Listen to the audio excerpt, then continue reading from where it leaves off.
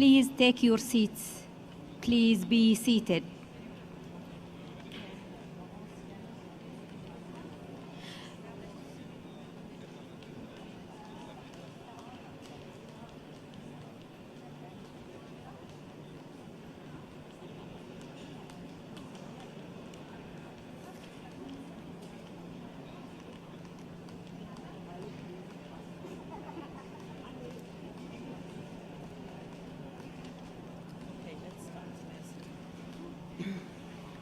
Good afternoon, everybody. Before we start, I wish to inform you that at the Bureau, we discussed this afternoon the proposal put forward by Australia to open a general discussion or general debate on item 8. But the Bureau consider that this debate should be rather occurred in conjunction with item 12A on Tuesday.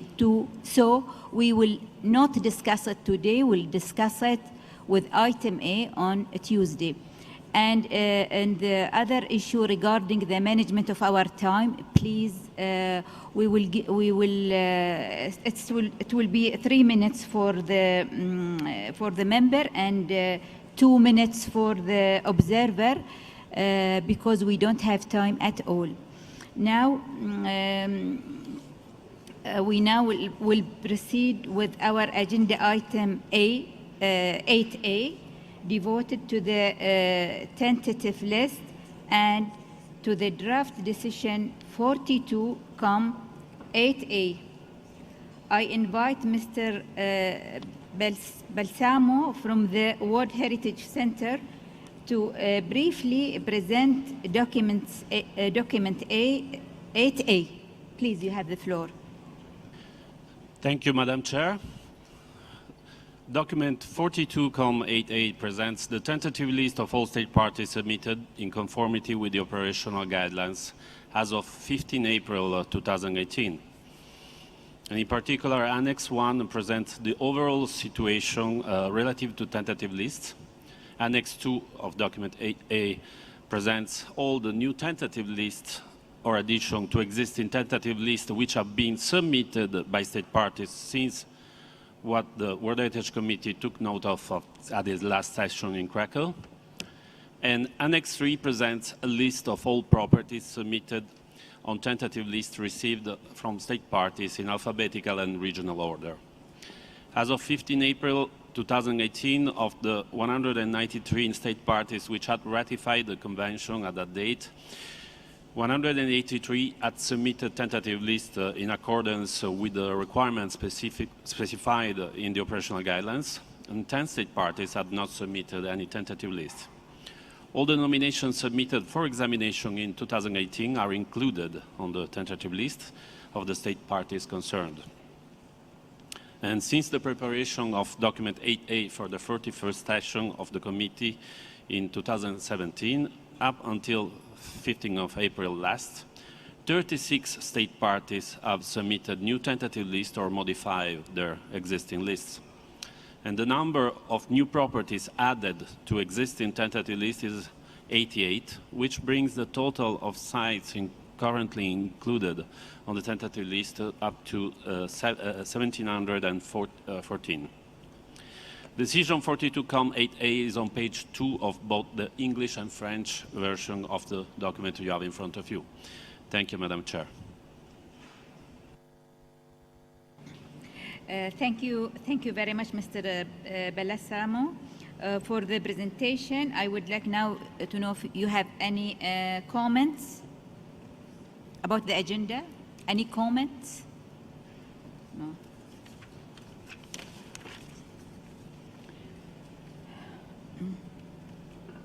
So now I invite you to adopt the draft decision 42-8A. But before that, I ask the reporter if you have any amendments. Thank you, Madam Chair, and a good afternoon to all colleagues. We haven't received any amendments to the draft decision. Thank you.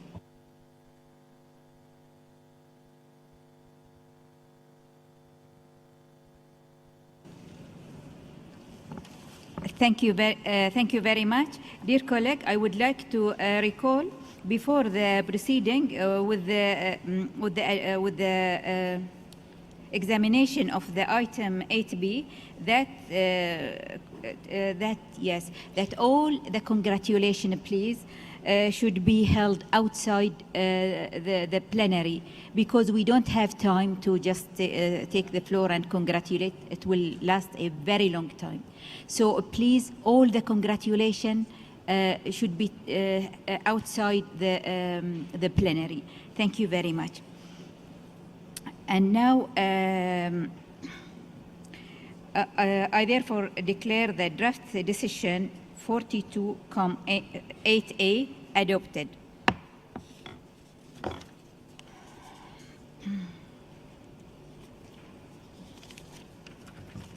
So now this, it is now time for us to consider nominations of property toward heritage lists.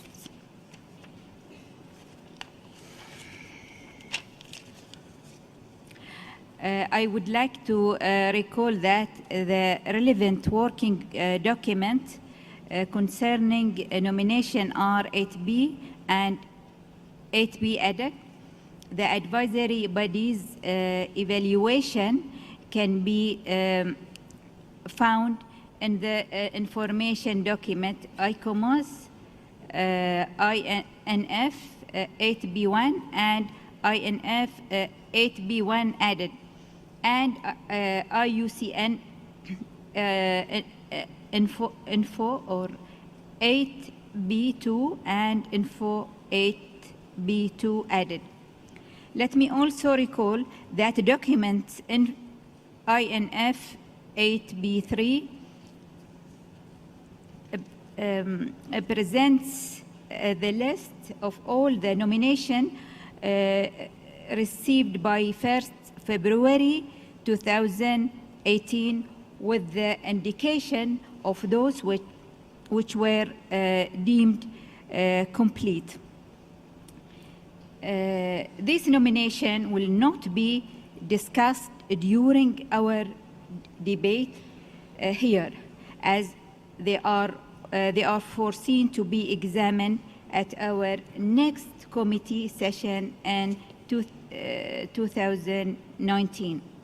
Document INF 8B4 presents factual errors identified by state party in the advisory body evaluations, and it was distributed to you on Monday, the first day of the committee session. I now invite the Secretariat to present this document and read out the list of nomination for which factual errors notification have been received, and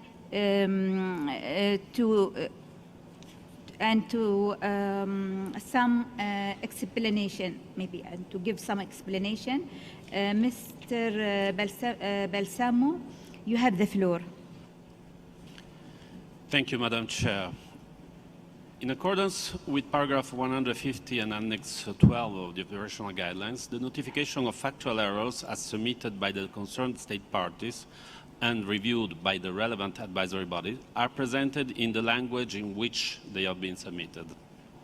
It is important to recall that Annex 12 of the operational guidelines is the official format of submission of factual errors identified in the advisory body's evaluations, and only notifications received by the statutory deadline and submitted in the appropriate form of Annex 12 have been made available and included in document INF 8B4. The comments made by the advisory bodies in the right column indicate whether the information submitted is considered as a factual error or not. And this year we received 18 factual errors notification concerning the following nomination to be examined at this session: Iran, Bahrain protected area; Canada, Thimlich Ohinga; Mexico, Tehuacan Cahuatitlan Valley; originary habitat of Mesoamerica. In Belgium, France, funeral and memorial sites of the First World War Western Front. Belgium, Netherlands, colonies of benevolence. China, historic monuments and sites of ancient Quanzhou, Saiton. And Denmark, Visaytui, Nipisat, Inuit hunting ground between ice and sea. France, historic urban ensemble of Nimes. Germany, the archaeological border landscape of Edebai and the Danevirk. Iran, Sassanid archaeological landscape of Far regions. Italy, Ivrea industrial city of the 20th century. Italy, le colline del Prosecco di Conegliano e Vadobbiene. Japan, hidden Christian sites in the Nagasaki region. Oman, ancient city of Qalhat. Republic of Korea, Sansa Buddhist mountain monasteries in Korea. Saudi Arabia, Al-Ahsa Oasis, an evolving cultural landscape. Spain, Caliphate city of Medina al-Sahara. And Turkey, Göbekli Tepe. And before the presentation of the concerned nominations by the advisory bodies, the Secretariat will announce the related factual error notification received. And if the notification of factual error has an impact on the proposed statement of OUV, the amendment is already included on the text that will be shown on the screen in track changes. Thank you, Madam Chair. Thank you very much, Mr. Balsamo. Are there any objection or comments? No.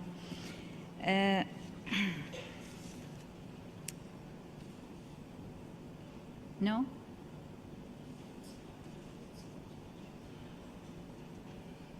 So thank you very much. So we will continue. Let me now move to the first draft decision of the document 8B concerning proposal changes to names of properties already inscribed on the World Heritage List. I invite Mr. Balsamo to present this item, please. You have the floor.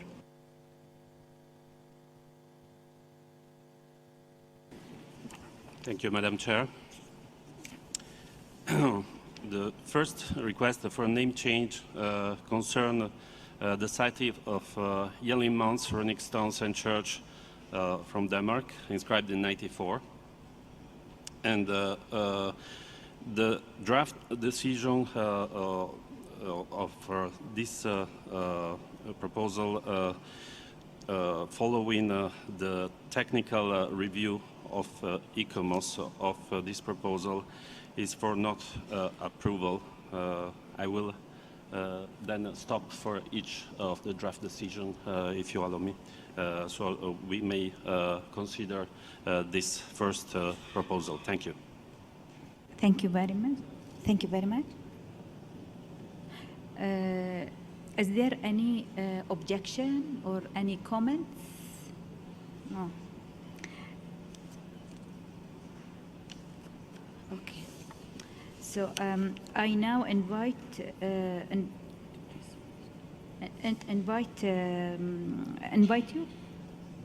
Mr. Balsamo.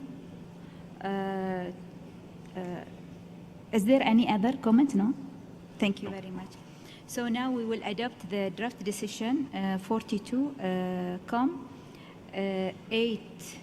8B 1, 8B2, 8B3, and 8B4. And before that, we would like to know if there is any amendments. Thank you, Madam Chair. We didn't receive amendments to the draft decisions. Thank you. Thank you very much. So I therefore declare draft decision 42, 8B1, 8B2, 8B3, and 8B4 adopted.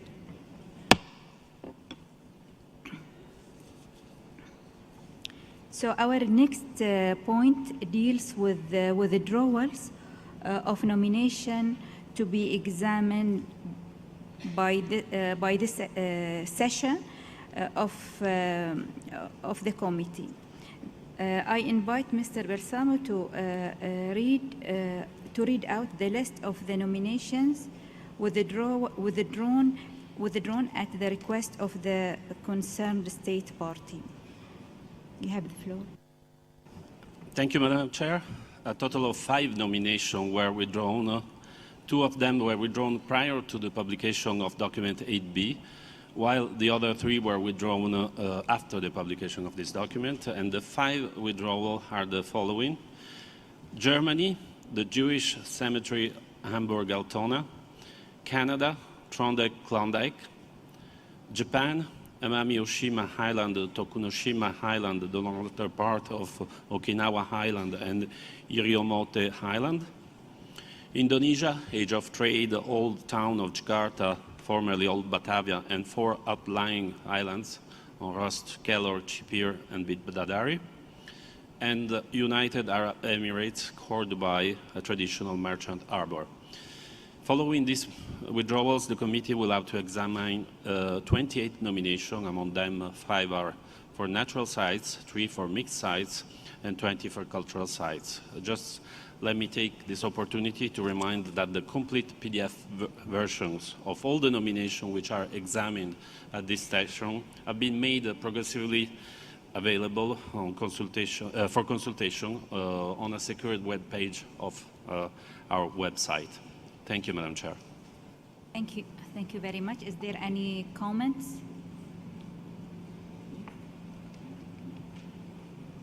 Okay, thank you very much.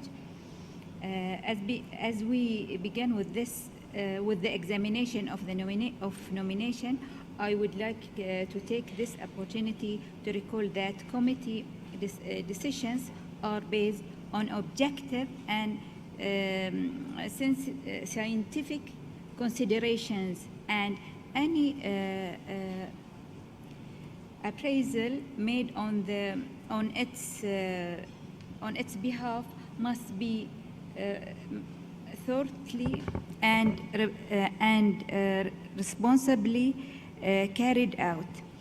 The committee recognizes that such decisions depend upon a carefully prepared documentation, b thorough and consistent procedure, c evaluation by qualified experts, and d, if necessary, the use of expert referees. The document is requested, the committee is requested to examine the draft decisions presented in the relevant document, and in accordance with paragraph 153 of the operational guidelines, and take its decisions.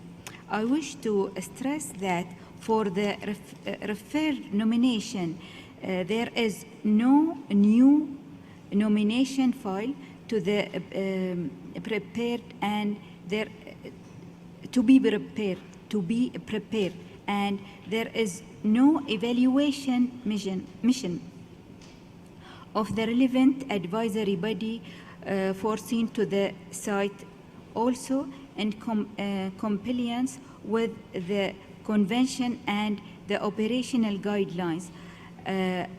Outstanding universal value is recognized at the time of the inscription of a property on the World Heritage List, and no recognition of outstanding universal value if foreseen prior to value is foreseen prior to this stage. I would like to appeal to you all for a strict respect of these important rules during our debate, and our decision making. We can now proceed with the examination of nominations. This year, we will begin with cultural nomination. We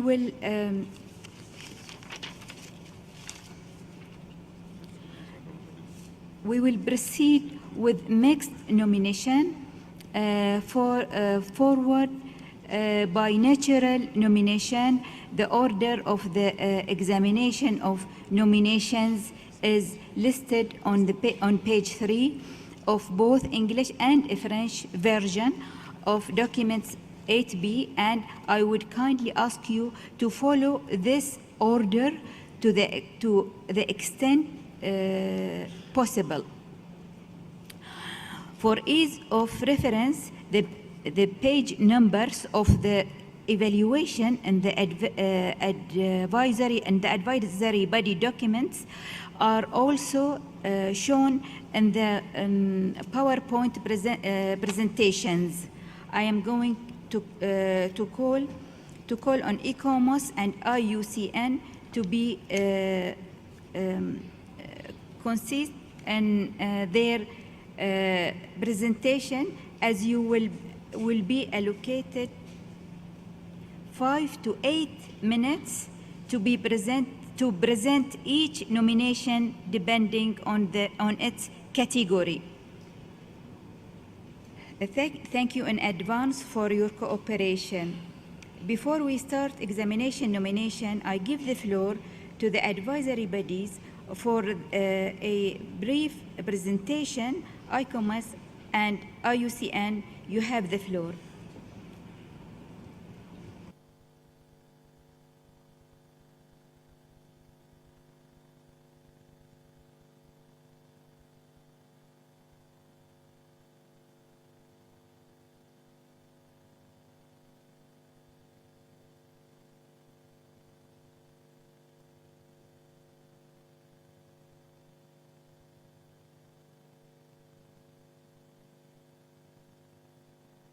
Excuse me. I now invite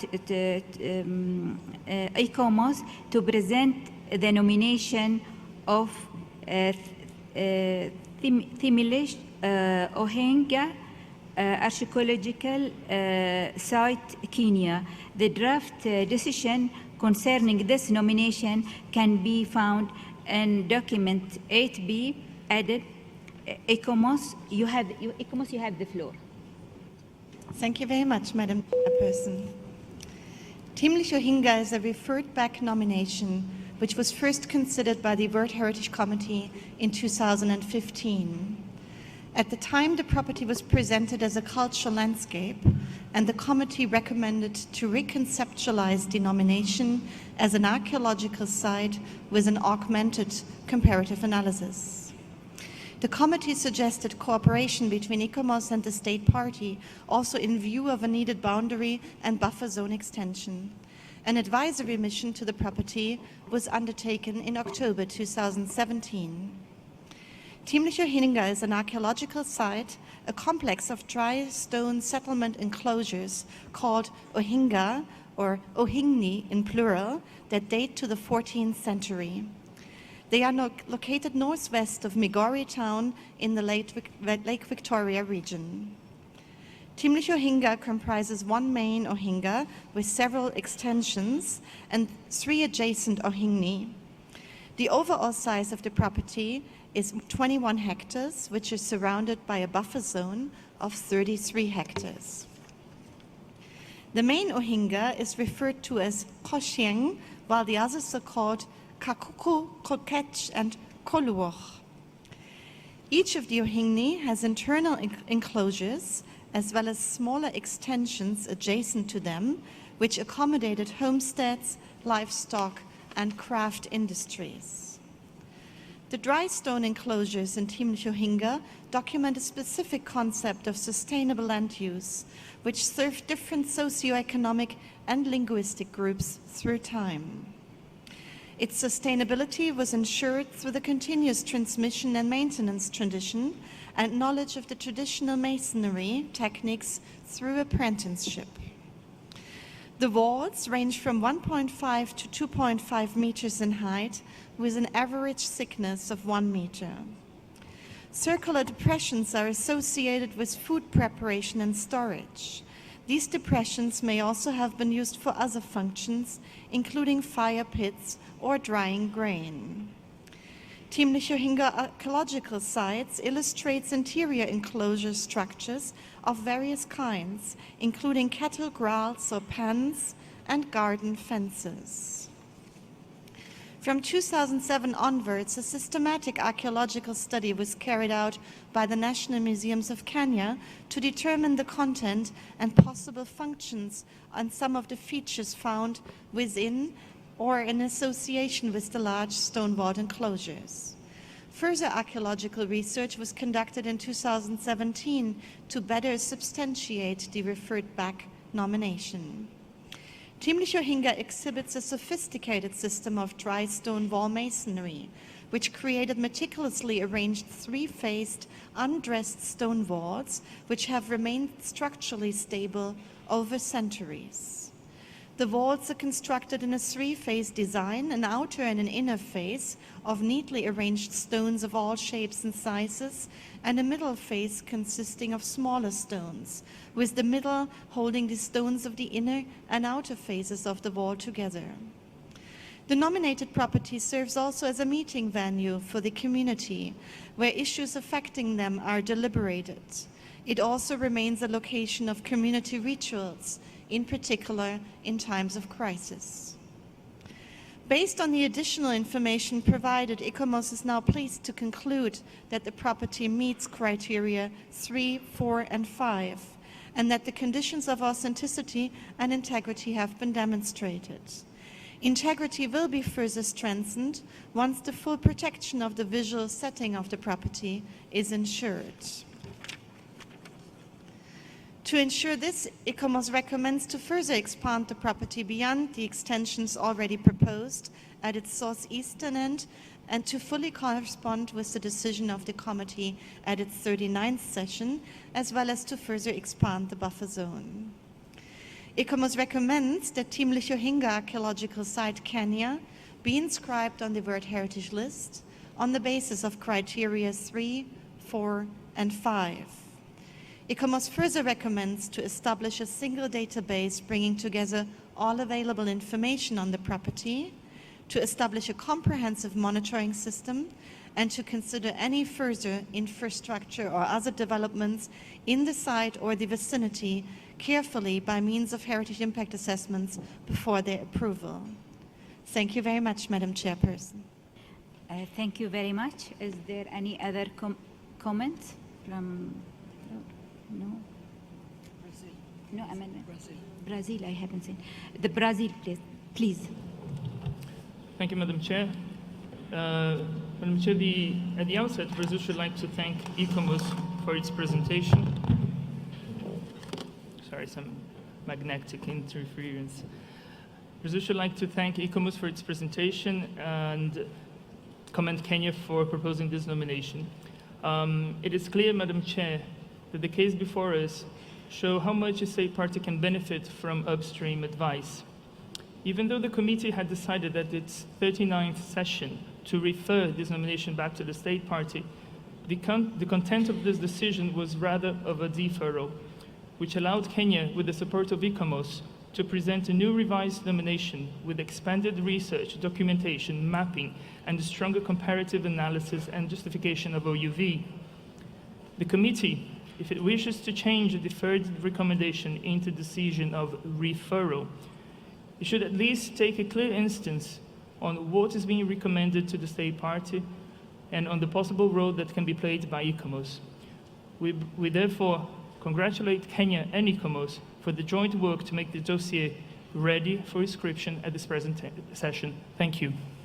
Thank you very much. And now the floor is for Brazil, please. Zimbabwe, please, excuse me. Zimbabwe. Thank you, Madam Chair. Zimbabwe joins Brazil in thanking the government of Kenya and ICOMOS for working on this dossier over the last few years and ensuring that we now get a well-completed dossier. coming from Zimbabwe and seeing the Thimlich Ohinga archaeological site, I am reminded of the great Zimbabwe, and therefore I am happy to find a relative on the World Heritage List. I therefore would like to really commend the State Party for this site and to congratulate them on inscription of this property, which is the largest and the best preserved of these dry stone walls enclosures. So I really hope that we will be working together very closely in management and preservation of our sites. Thank you. Thank you very much. And now the floor is for Australia, please. Madam Chair, Australia also supports the inscription of the Thimlich Ohinga site in Kenya. We're very pleased to do so, and like my previous committee speakers, we also congratulate the State Party in having addressed all the concerns of the 2015 decision and have worked so closely with ICOMOS. In reading this dossier, we were fascinated and impressed by the technical skill and aesthetics of the dry stone walls and the distinctive patterning of the traditional pastoral settlement. The property is an excellent addition to the site types and the values represented on the World Heritage List. And importantly, the inscription also addresses the objective of the global strategies in increasing the representation of the African sites on the list. So our congratulations to Kenya. Thank you. Thank you very much. Norway, you have the floor. Thank you, Madam Chair. I wish to open by saying that this convention is the most powerful and recognized tool for protection and conservation of the most precious natural and cultural heritage we have in the world. And we, as members of the committee, have been elected by the 193 states parties to this convention to be the guardians of the outstanding universal value. And what makes the World Heritage unique amongst many other very important and significant conventions and mechanisms is the outstanding universal value, which we recognize at the time of inscription. And also, we like to emphasize that the OEV is carried by the three pillars of criteria, authenticity, integrity, and protection and management. We would also like to emphasize the importance of working in line with the principles of the global strategy, where we still have a long way to go. And finally, our decisions in the committee must be based on objective and scientific considerations. And we should aim to be constructive, work together and contribute towards consensus decisions in line with the requirements of the operational guidelines and advice provided. And this is why I want to say, Napenda kumpongeza Kenya, congratulations. We have before us a World Heritage property which is a wonderful example of an African site where the traditional management system enhances and supplements the formal legal protection and management system. The property remains a location for community rituals and meetings, and the formal mechanisms are thus significantly enhanced by traditional rules and taboos maintained by community elders, which assist in protection of the property as well as its surrounding flora and fauna. It is of utmost importance that this strong community-based involvement and attachment is ensured for the future, and that any facilitation for development projects and further tourism to the site are sustainable and in respect of the true guardians of this remarkable site. We have taken note of the very successful collaboration between Kenya and ICOMOS, realizing the full potential of the upstream process, allowing the State Party in due time to return to the World Heritage Committee with a successful high-quality nomination. Norway fully supports the draft decision, and we have full confidence that the State Party will observe in particular para 4 of the draft decision. Norway would strongly welcome this site to the World Heritage List. Asante sana, Madam Chair. Thank you very much. And now the floor is for Spain, please. Spain. Gracias, señora Presidente. En primer lugar, agradecer y felicitar el trabajo realizado por el Gobierno de Kenia con este bien, un magnífico ejemplo de fortificación de sabana, un ejemplo de arquitectura en seco, por cierto, nada ajena a los países del Mediterráneo. Pero también es un ejemplo del buen trabajo de un país parte con los órganos consultivos. Ese RIFER del año 2015 ha servido para hacer un expediente mucho más sólido, consistente y que estamos seguros que para el futuro facilitará la gestión y la conservación y protección de este sitio. Felicidades y muchas gracias. Thank you very much. And now the floor is for Tunisia, please. Tunisia.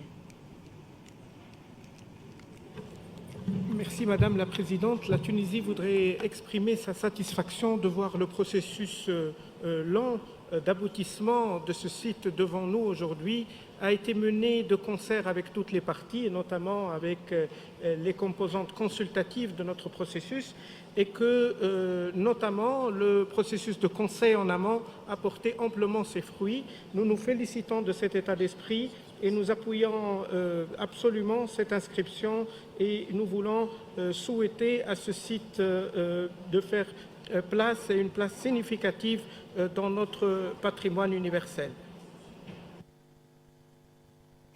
Thank you very much. Kuba, you have the floor. Gracias, señora presidenta. Cuba se suma a los países que reconocen la encomiable labor realizada por el Estado parte para reformular el expediente a partir de las recomendaciones realizadas y aboga por la inclusión del sitio en la lista. Muchas gracias.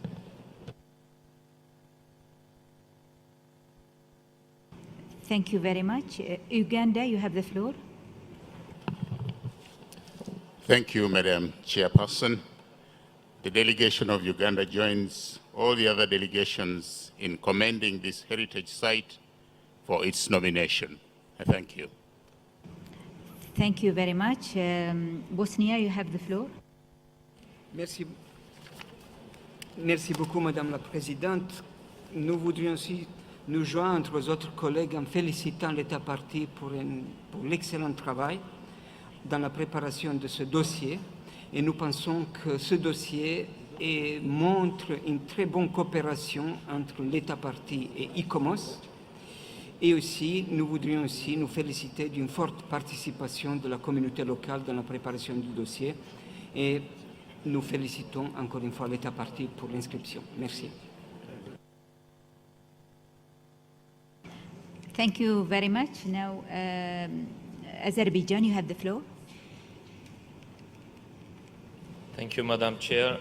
Azerbaijan also would like to congratulate the State Party for this excellent nomination, which testifies the settlement patterns and spatial community relations in the Lake Victoria Basin, also the successive occupation by different people from the various linguistic origins during an important episode in the migration and the settlement of the Lake Victoria Basin between 16th and 17th centuries. It also gives a reference to habitation patterns, livestock cultivation and craft practices prevalent in communal settlements at this time. The Azerbaijan commends the conservation and the management efforts of the State Party and also the cooperation with the advisory body which resulted in this successful nomination, and that's why we would like to join in congratulating the inscription. Thank you. Thank you very much. Now I give the floor to China, please. Thank you, Madam Chairperson. China wishes to join all the other speakers in congratulating Kenya, the State Party of Kenya, for the successful inscription of Thimlich Ohinga archaeological site. It's a wonderful work of collaboration between the State Party and the advisory body. We congratulate you. Thank you. Thank you very much. Tanzania, you have the floor. Thank you, Chair. Tanzania also want to take this opportunity to commend Kenya for nomination, and in the same vein to encourage Kenya to make possible efforts to implement the recommendation of the World Heritage Center and its advisory bodies on expanding the property boundary, establishing a single database and monitoring system, and furthermore undertaking comprehensive heritage impact assessment for any infrastructure developed in and around the property. Thank you. Okay, thank you very much. There is no other comments, I think. Okay, the reporter, if you have any amendments, please. Thank you, Madam Chair. No, we haven't received any amendments. However, if I may, I would like to, at this point, make a request to the distinguished members of the committee. When submitting revision, of amendments you have already submitted, please use track changes, because without track changes, we run the risk of involuntarily omitting something from your amendments. So please, if you send us a revised version of the amendments, send them in with the track changes. Thank you very much, Madam Chair. Thank you very much. And now I therefore declare draft decision 42, 8B14 adopted.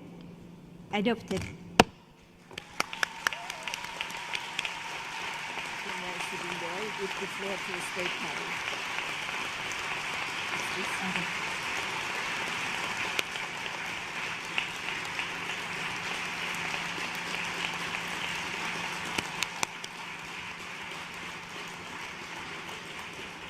Let me, on your behalf, congratulate Kenya, and now I give Kenya the floor. Please, Kenya, you have the floor to. Madam President, distinguished guests, ladies and gentlemen, the inscription of Thimlich Ohinga archaeological site on World Heritage List today marks one of our happiest moments in the history of World Heritage Convention. I wish to thank the distinguished committee for giving us an opportunity to share with the world this outstanding site. As already been indicated in the ICOMOS synthesis, the site was initially discussed during the 39th session of World Heritage Committee held in Bonn in 2015. Through the committee's decision, the site was refined for more work that included but not limited to augmenting the comparative analysis and extending the boundaries of the site. Through the support of World Heritage Center and ICOMOS, Kenya received financial and technical support to revise the nomination dossier. The State Party of Kenya, therefore, wishes to sincerely thank the World Heritage Center for its financial assistance and ICOMOS for its untiring support made through numerous Skype meetings with the National Museums of Kenya scientists. Further, I wish to thank ICOMOS for the mission to the site in the framework of upstream process that enhanced the nomination dossier. Sincere gratitude also goes to the experts from Uppsala University and the University of Nairobi for their participation to deliver a successful dossier. Madam President, we have a lot of faith on the upstream process. We have seen it work. We wish to thank the committee for giving us a second chance with this site and for your favorable decision today. I wish to pledge on behalf of State Party Kenya that we shall endeavor to implement the 5 recommendations in the decision to further enhance the protection of Thimlich Ohinga archaeological site. Plans to extend the boundary of the site are at advanced stage to acquire more land on southeastern section of the site. We shall make requisite report within the time frame indicated in the decision. It is our hope that with continued support by advisory bodies, Kenya will enhance protection of this site and advance standards on other fortification within Kenya, which has over 500 dry stone fortification of the same time period as Thimlich Ohinga. Kenya also extends an invitation to interested researchers in the discipline of archaeology and architecture to consider further research on this dry stone fortification in Kenya. In Swahili, I say, asante sana, thank you all. Thank you very much.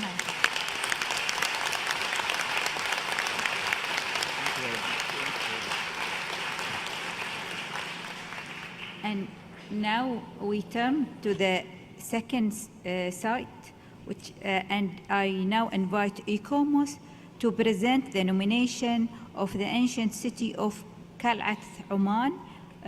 But before I give the floor to the Secretariat, Mr. Balsamo, you have the floor, please.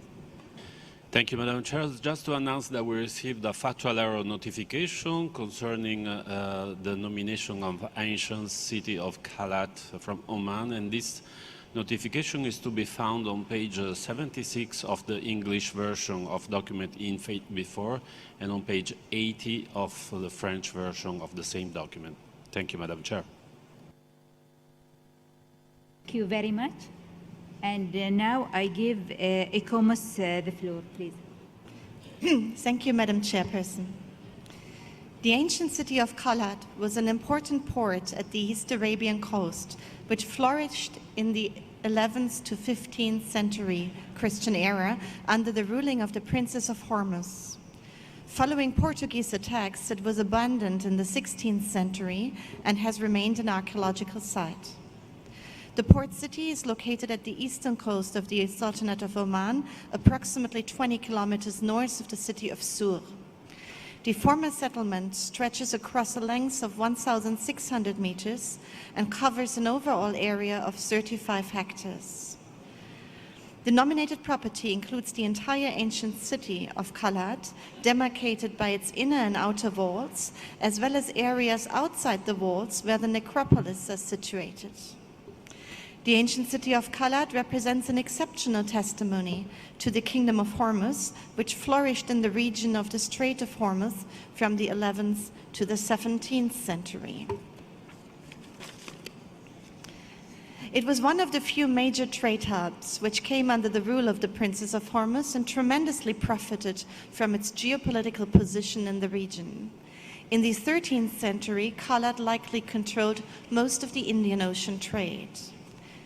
The city was not only visited and seasonally resided in by various rulers, but also served as a refuge during times of conflict and a place of exile. It hence had a strategic trade and defense importance, but also political relevance to the Kingdom of Hormuz. The historic city has been divided into several quarters for the purpose of archaeological documentation. The central quarter is located between two wadis and has been identified as the most ancient part of the city, dating back to around 1100 CE. Other quarters are dominated by private dwellings with clusters of residences and other functions organized around squares. Recent excavations discovered a small mosque, a private dwelling, and what was likely a store. The urban plan and the excavated buildings of Qalhat show features and characteristics specific to the Kingdom of Hormuz, and the archaeological remains are its most complete representation and provide further potential for more detailed understanding of its ways of life and trade. In addition to the architectural and urban attributes, the property is supported by societal traditions, including visits made to the Bibi Mariam mausoleum by the local population for blessings and offerings. Before the property was closed to public for conservation, the section of the site around Bibi Mariam was protected by the residents of a neighboring village, and this guardianship tradition will be reactivated as part of a future visitor concept. As an abandoned archaeological site, Qalhat's architectural and urban fabric and form remain authentic, almost untouched, as does its setting, with the exception of a highway touching the southwestern boundary. The property was systematically inventoried by means of digital photogrammetry, GIS, and documentation of the visible structures in situ as part of archaeological research and conservation activities. A site-specific documentation center has been established to provide a central archive of site-related information, and conservation works are presently underway and aim to be completed by 2019. In June 2018, the State Party, with its factual error letter, submitted revised maps with adjusted boundaries and a finalized management plan, which seems to have been formally adopted. However, this information arrived too late to be considered within this evaluation report. Therefore, our evaluation report concludes in recognizing that criteria 2 and 3 have been demonstrated, but that integrity needs to be improved by means of a boundary adjustment. This is also reflected in this overview, where boundaries are required to include the seashores, as documented in the latest maps received, and a management and conservation plan remain to be finalized. In conclusion, ICOMOS recommended referral based on these missing elements, as well as to strengthen human capacities, in particular in relation to continuous site management and conservation methods and skills. ICOMOS further recommends to approach future developments with extreme caution, always applying heritage impact assessments before any developments are being approved, as well as to follow a minimum intervention approach to the conservation of archaeological remains. Thank you very much, Madam Chairperson. Thank you very much. Is there any comments or any queries? Bahrain, please. Here, wait. Thank you, Madam Chair. We commend the State Party of Oman for submitting this nomination to the World Heritage List. And as ICOMOS has just expressed, 2 criteria has already been met, in addition to the legal protection and other critical elements for any inscription. It is our understanding that the State Party has already taken some measures to ensure protection and management of the site, and we would kindly ask you to give the floor to the State Party to present to the committee these efforts that took place that I think have addressed the requirements needed for inscriptions, and we have submitted an amendment with regards to that. Thank you. Thank you very much. And now I give the floor to Kuwait, please. Kuwait. Thank you, Madam Chair. Appreciation of ICOMOS evaluation and the recognition of the value of the ancient city of Qalhat. We would like to highlight the commitment demonstrated by State Party by promptly responding to ICOMOS recommendation on the sites, and particularly those which are concerned with integrity in the light of the inclusion of the shoreline and exclusion of the highway out of the property. The issue of the highway was addressed due to the use of 2 different projections for the coordinates by different institutions, and this has been adjusted. Henceforth, the highway is excluded from the borders of the property. As for the shoreline, although it was protected by the government of the State Party, the Ministry of Heritage and Culture included the shoreline within its properties. As for the site management plan, it has been finalized, adopted, and shared with the advisory body. The plan addresses almost all concerns that came in the recommendations, including the human resources, the strengthening, and the local community engagement in the decision-making process, and the general heritage impact assessment.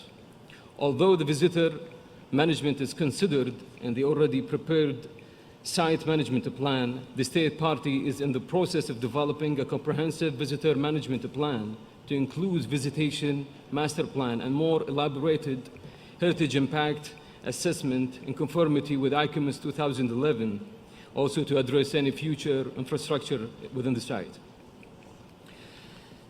My delegation commends the State Party for its prompt response and commitment, and we believe that this exceptional site deserves to be inscribed in criteria 2 and 3. Therefore, we are in full support with the amendment on the draft decision with the State Parties of Bahrain, Tanzania, and Tunisia. Thank you.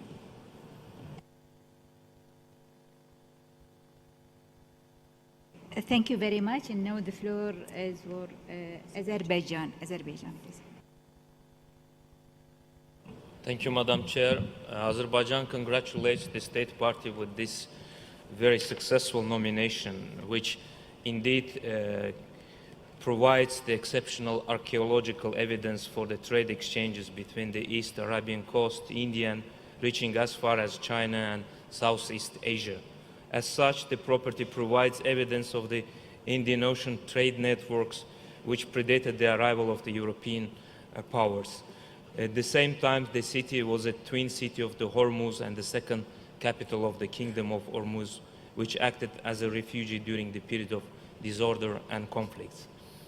As it was already stated by the ICOMOS, the criterion 2 and 3 has been justified with this nomination. The only missing elements were the minor boundary modification and the management plan, which are already also provided by the State Party to the advisory bodies. So with this in mind, my delegation would like to join the previous speakers and for those amendments has been done for the inscription of this site.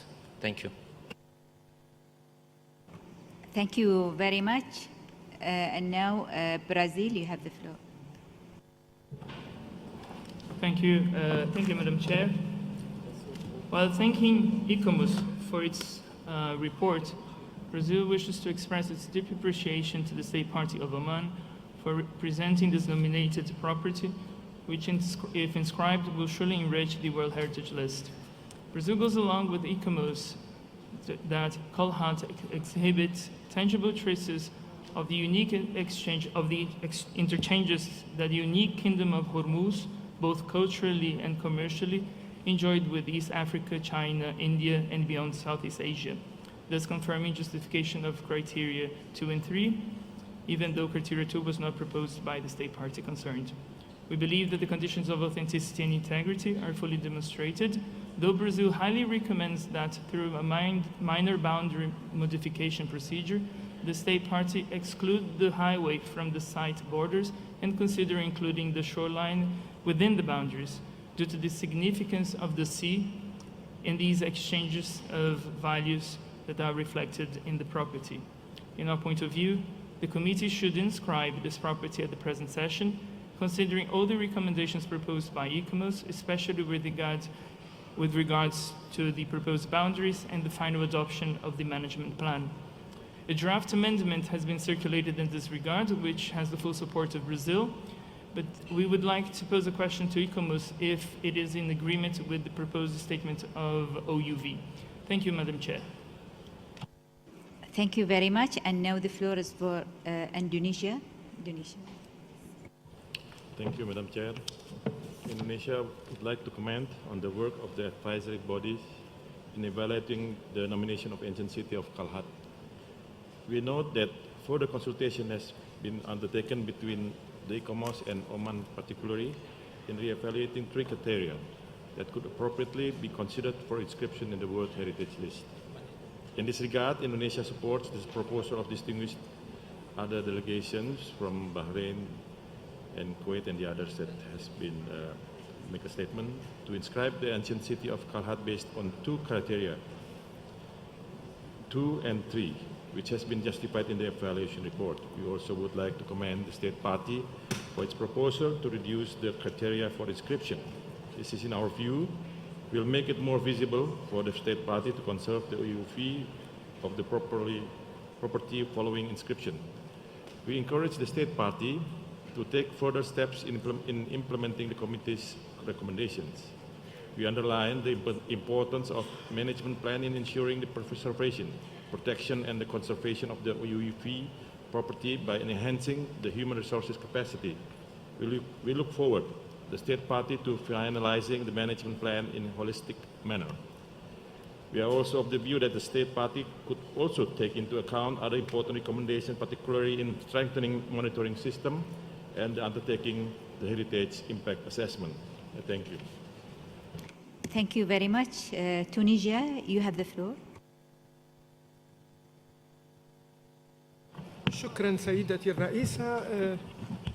أود أن أؤكد من خلال تدخلي هذا دعم تونس لتقديم تسجيل هذا الموقع الذي تأكدت القيمة العالمية الاستثنائية له في عدة جوانب، ونحن نثني على استجابة الدولة المقدمة لهذا الملف للشروط التقنية التي كانت قدمتها في مراحل متقدمة الهيئات الاستشارية.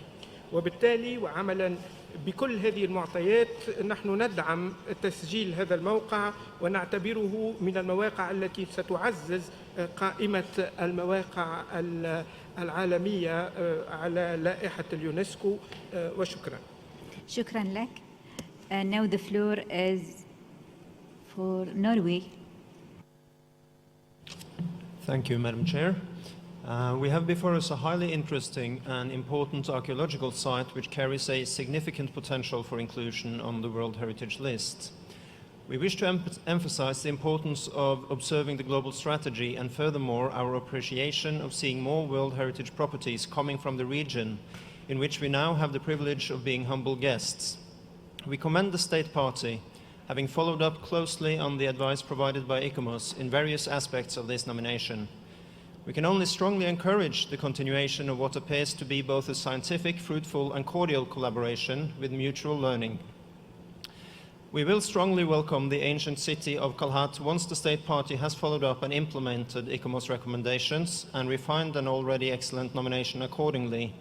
We will listen very carefully to the State Party's clarification, and we will also wish to second the wise intervention by our distinguished colleague from Brazil, and we look forward to the response from ICOMOS. Thank you. Thank you very much. Zimbabwe, you have the floor. Thank you, Madam Chair. Zimbabwe notes that the ancient city of Qalhat represents a testimony of exceptional archaeological evidence for trade, exchanges between the East Arabian coast, India, and reaching as far as China and the rest of Southeast Asia. As such, the property provides evidence of the Indian Ocean trade networks, which predated the arrival of European colonial powers. The property exhibits physical evidence of cultural and commercial interchange of values extending to as far as East Africa. Zimbabwe therefore seconds the justification for inclusion of Criterion 2 on the basis of the cultural and commercial interchange of values within the trading range of the Kingdom of Hamas. Zimbabwe is of the view that the decision of the ancient city of Qalhat proposed for nomination by the State Party of Oman be changed from referral to inscribed, as it has managed to demonstrate with no doubt the presence of outstanding universal values through Criterion 2 and 3.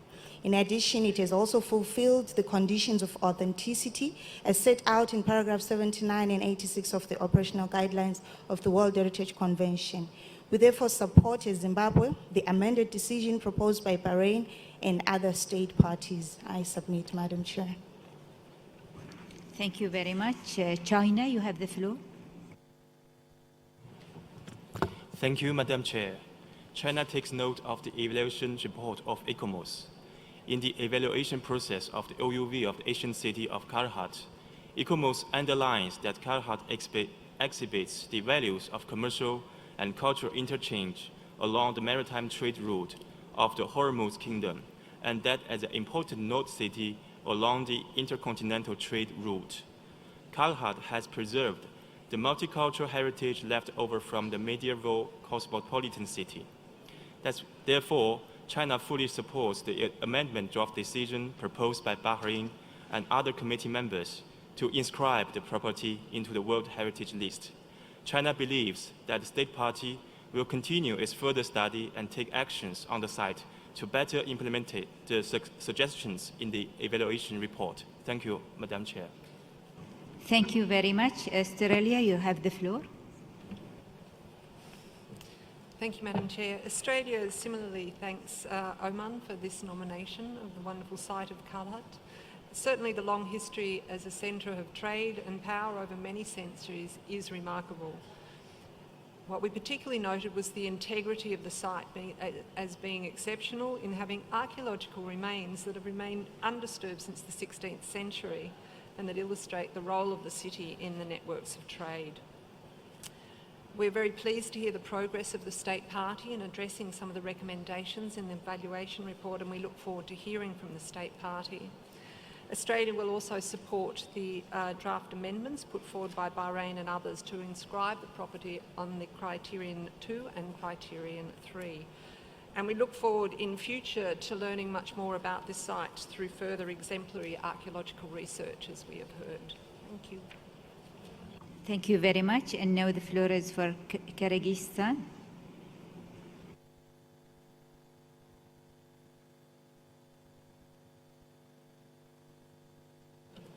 Thank you, Madam Chair. The delegation of Kyrgyzstan joins the amendment proposed by Bahrain and other countries to inscribe the ancient city of Qalhat, Oman, on the World Heritage List. Thank you. Thank you very much. And now, St. Kitts, you have the floor. Thank you, Madam Chair. St. Kitts and Nevis believes the State Party has adequately met the criteria for the site and the conditions for authenticity and integrity, and commend them for the work done in this nomination. We too support the amendment for the inscription of the ancient city of Qalhat, as has already been indicated by previous speakers. Thank you, Madam Chair. Thank you very much. Now, Spain, you have the floor. Muchas gracias, señora presidenta. España quiere también reiterar lo señalado por otras delegaciones en el valor que tiene este sitio arqueológico, que cumple, como ya se ha señalado, con los criterios 2 y 3 y con los principios de integridad y autenticidad. Y también, como ha señalado la delegación de Brasil y la delegación de Noruega, nos gustaría saber cuál ha sido el grado de cumplimiento de las recomendaciones que venían en el draft original, así como estamos a la escucha también de la respuesta de ICOMOS a la pregunta realizada por Brasil. Muchísimas gracias, señora presidenta. Thank you very much. And now, Tanzania, you have the floor. Madam Chair, United Republic of Tanzania commends the State Party on the detailed and excellent work on this dossier of inscription of the ancient city of Qalhat in the Sultanate of Oman.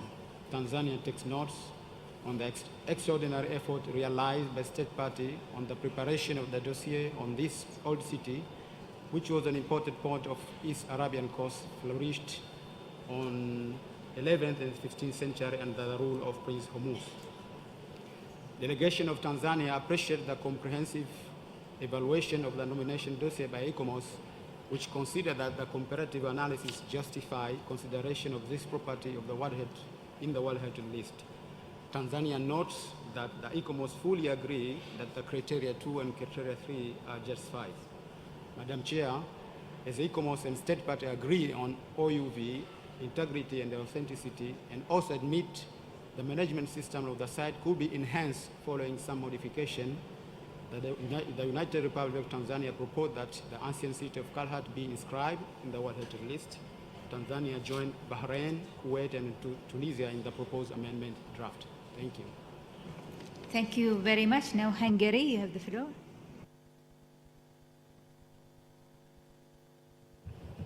Thank you very much, Madam Chair. The Hungarian delegation supported the recommendation of ICOMOS, which advised that the nomination should be referred back to the State Party for slight additions and modifications. The most significant modifications which had to be made was the modification of the boundary of the proposed property in order to include the shoreline along the sea, as it had a great significance in the trade interaction at that time. Without this modification, the property could not have fulfilled the entire significance as a World Heritage Site. Hungary congratulates to the modifications made by the State Party and now supports the draft amendments submitted by Bahrain and other countries to inscribe the proposed property, the ancient city of Qalhat, in the World Heritage List. Thank you. Thank you very much. Cuba, you have the floor. Gracias, señora presidenta. La delegación de Cuba también se suma a las felicitaciones que han dado las delegaciones que nos han precedido al Estado parte por las labores que ya venía desarrollando para la conservación de un sitio tan importante como la ciudad anciana, la ciudad antigua de Qalhat, por el testimonio que en sí misma recoge de todo un diálogo intercultural, comercial, que tenía lugar en un punto tan importante como este. Agradecemos también los intercambios y el diálogo que ha venido realizando los órganos de evaluación con el Estado concernido, y estamos convencidos de que esto será muy importante para una inscripción de este sitio. Cuba también se suma a las enmiendas presentadas para que este bien sea inscrito. Muchas gracias. Thank you very much. I think now I give the ICOMOS to reply, please. Thank you very much, Madam Chairperson. The question asked, or the questions asked by the Honorable Delegation of Brazil concerned the changes of the boundaries as well as the statement of outstanding universal value that has been proposed. As mentioned in the presentation earlier, the State Party has indeed submitted a changed map which indicate changed boundaries as part of the factual error procedures, and these boundaries do cover the shoreline and exclude the highway as was requested in our evaluation report. With regard to the Statement of Outstanding Universal Value, in the evaluation of nominations in which ICOMOS recommends referral but acknowledges that outstanding universal value has been demonstrated, ICOMOS does prepare a Statement of Outstanding Universal Value, which then usually as a standard procedure is integrated into the decision on a provisional basis. Which gives the state party and ICOMOS the opportunity over the course of the year to finalize the Statement of Outstanding Universal Value, which is then formally adopted in the following session. And we have only received the amendment now, so we did not have the opportunity to analyze the text submitted, but the usual procedure would be that the provisional Statement of Outstanding Universal Value that was prepared by ICOMOS would be integrated into the decision. Thank you, Madam Chairperson. Thank you very much. Now I give the floor to our reporter to show us if there is the amendments. Definitely there is an amendment. Thank you very much, Madam Chair. As it was noted during the discussions, we have received draft amendments from Bahrain, Kuwait, Tunisia, and Tanzania, and we have heard a great deal of support for these amendments from the floor. As you know, the original draft decision called for this property to be referred back to the state party, and the proposed draft amendments would inscribe this property on the World Heritage List. Subsequently, this draft amendment now includes a provisional Statement of Outstanding Universal Value, and it includes the identification of criteria under which the property should be inscribed, an assessment of the conditions of integrity and authenticity, and we also have a statement on the protection and management requirements. Madam Chair, in the interest of time, I'm not going to read out all the proposed draft amendments, but you have them in front of you and you have them on the screen. Thank you very much. Thank you very much.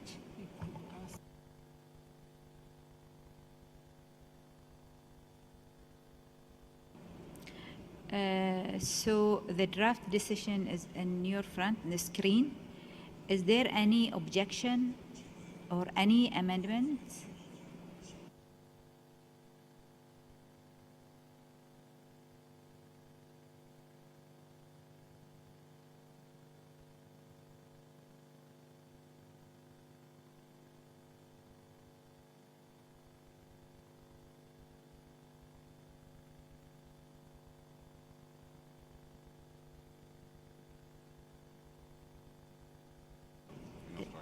Spain, please, you have the floor.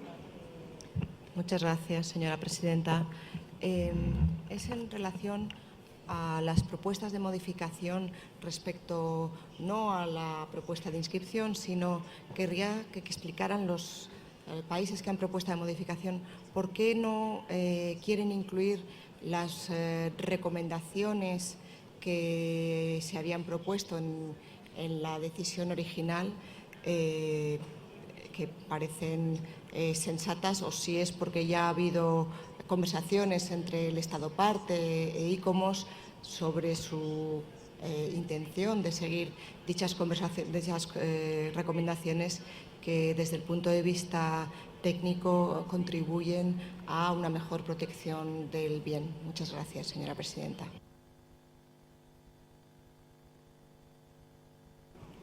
Thank you. Australia, please, you have the floor. I just wanted to seek clarification if we could scroll back to the text just above the proposed Statement of Outstanding Universal Value. Thank you. Could we just go up? It's very hard to see. No, other way, sorry. Thank you. It's okay. I just wanted to be clear that the word provisional was in there and it zoomed past very quickly. So thank you, that's good. It's acceptable, the text?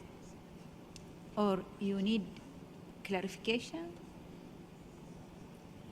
No? The original countries were asked to clarify. Maybe Bahrain would like to clarify? Yes, Madam Chair. As I have stated in my earlier intervention, that The State Party of Oman have already fulfilled some of these recommendations from ICOMOS, and I have requested kindly to give them the floor so that they can express to the committee all the efforts they have done to reassure the committee of their commitment of conserving and managing the sites in the appropriate manners that will meet the requirement of a World Heritage listing. Thank you. Thank you very much. So Oman, you have the floor. Thank you, Madam Chair, for giving us the floor. We would like to thank ICOMOS for recognizing the OUV of the ancient city of Qalhat on the basis of criteria 2 and 3, its authenticity and integrity. As the work at the site has been continuing, the government of Oman has taken immediate actions to address all issues and most of the recommendations that ICOMOS evaluation report indicated. All these actions have been clearly presented, as been stated earlier, in the form of for the submission of factual errors as shown in the document WHC 42com NB 8B4. Among these actions, the coordinates projection of the boundaries were officially adjusted and the shoreline was included in the property. This is officially attested in the property document of May 22, 2018, issued by our Ministry of Housing. The site management plan is completed and now officially approved and endorsed by the Minister of Heritage and Culture and in the process of implementation. The site management plan, published in paper and electronic format, implies strengthening the management capacities for its protection and maintenance in view of the reopening of the site to the public in the future. It also addresses tourism management and recommends the preparations of guidelines. The State Party fully agrees with ICOMOS' recommendation on the importance of conducting heritage impact assessment and consider that as a priority for the Ministry of Heritage and Culture. Meanwhile, the conservation guidelines are already in preparation and will include risk management and disaster response. The excavation and conservation work are joint since 2013 with the beginning of Qalhat development program, and there is a strong and coordinate interaction between the two actions. The Qalhat development program was launched with the purpose of increasing the historic and archaeological knowledge of the site, preserving its remains, and to enhance its importance for the public, all in respect of its authenticity and integrity. Thank you. Thank you very much. Is there any inquiries or more clarification, or shall we adopt it as it is in front of you in the screen? Is there any somebody? Is there any objection? I don't see any objection. Is there any objection? No objection. So can we adopt the decision? No objection. So I therefore declare draft decision 42com 8B 15 adopted.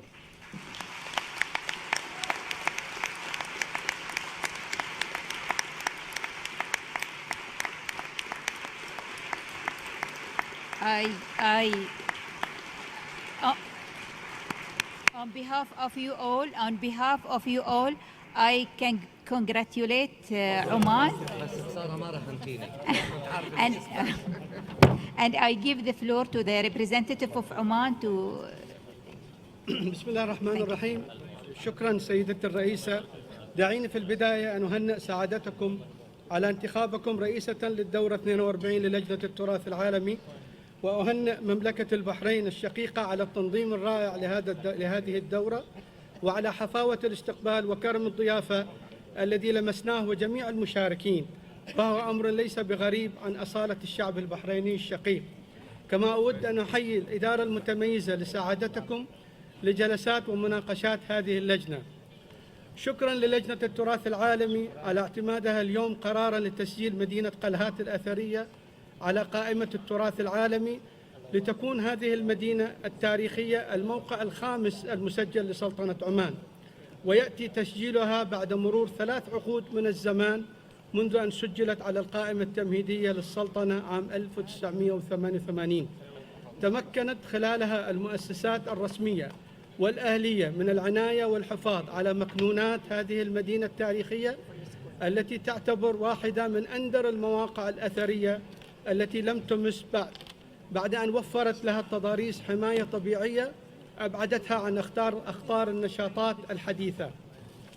سيدة الرئيسة، إن إجماع لجنتكم الموقرة اليوم على تسجيل هذا الموقع على قائمة التراث العالمي يساهم في تقديم نموذجاً متماسكاً للعالم وشاهداً لأول عاصمة لعمان قبل دخول الإسلام، وأحد أهم الموانئ البحرية التاريخية في منطقة المحيط الهندي التي كانت الرابط المحوري للتبادل التجاري بين الحضارات. إن هذا الموقع الذي يتميز بمساحته الشاسعة ويخفي تحت رماله أسرار هذه المدينة سيشكل فرصة علمية وأكاديمية ثرية لإجراء المزيد من المسوحات والتنقيبات الأثرية في السنوات القادمة، التي بلا شك ستساعد في الكشف عن المزيد من مكنونات هذه المدينة لتحويلها في المستقبل إلى مكان للجذب السياحي ليحقق العائد المستدام العام للمنطقة المحيطة به. إن سلطنة عمان وهي تبتهج لهذا القرار فإنها تؤكد للجنة التراث العالمي الموقرة حرصها العمل فوراً على تنفيذ خطة إدارة الموقع بما يحقق الحماية والعناية بالموقع ويحافظ على ما تتميز به من قيم ثقافية استثنائية عالمية. مرة أخرى شكراً لسعادتكم، والشكر لأعضاء اللجنة والهيئات الاستشارية خاصة الإيكوموس التي بذل خبرائها وسكرتاريتها الجهد الكبير في مراجعة وتقييم ملف الترشيح. وأخيراً وليس آخراً الشكر والتقدير لمركز التراث العالمي على متابعته الدائمة لكل ما يخدم التراث العالمي الإنساني. والسلام عليكم ورحمة الله وبركاته.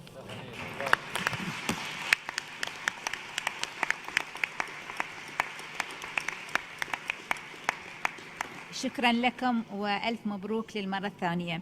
Now I invite ICOMOS to present the nomination of Al-Ahsa Oasis and Developing Cultural Landscape, Saudi Arabia. And before I give the floor to the Secretariat, I now invite Mr. Balsamo to give his comments. Please, you have the floor. Thank you, Madam Chair. Just to remind the committee that we received a factual error notification concerning the nomination, actually the evaluation of the nomination Al-Ahsa Oasis, and it's to be found on page 83 of the English version of document in faith before, and on page 21 of the French version of the same document. Thank you, Madam Chair. Thank you very much.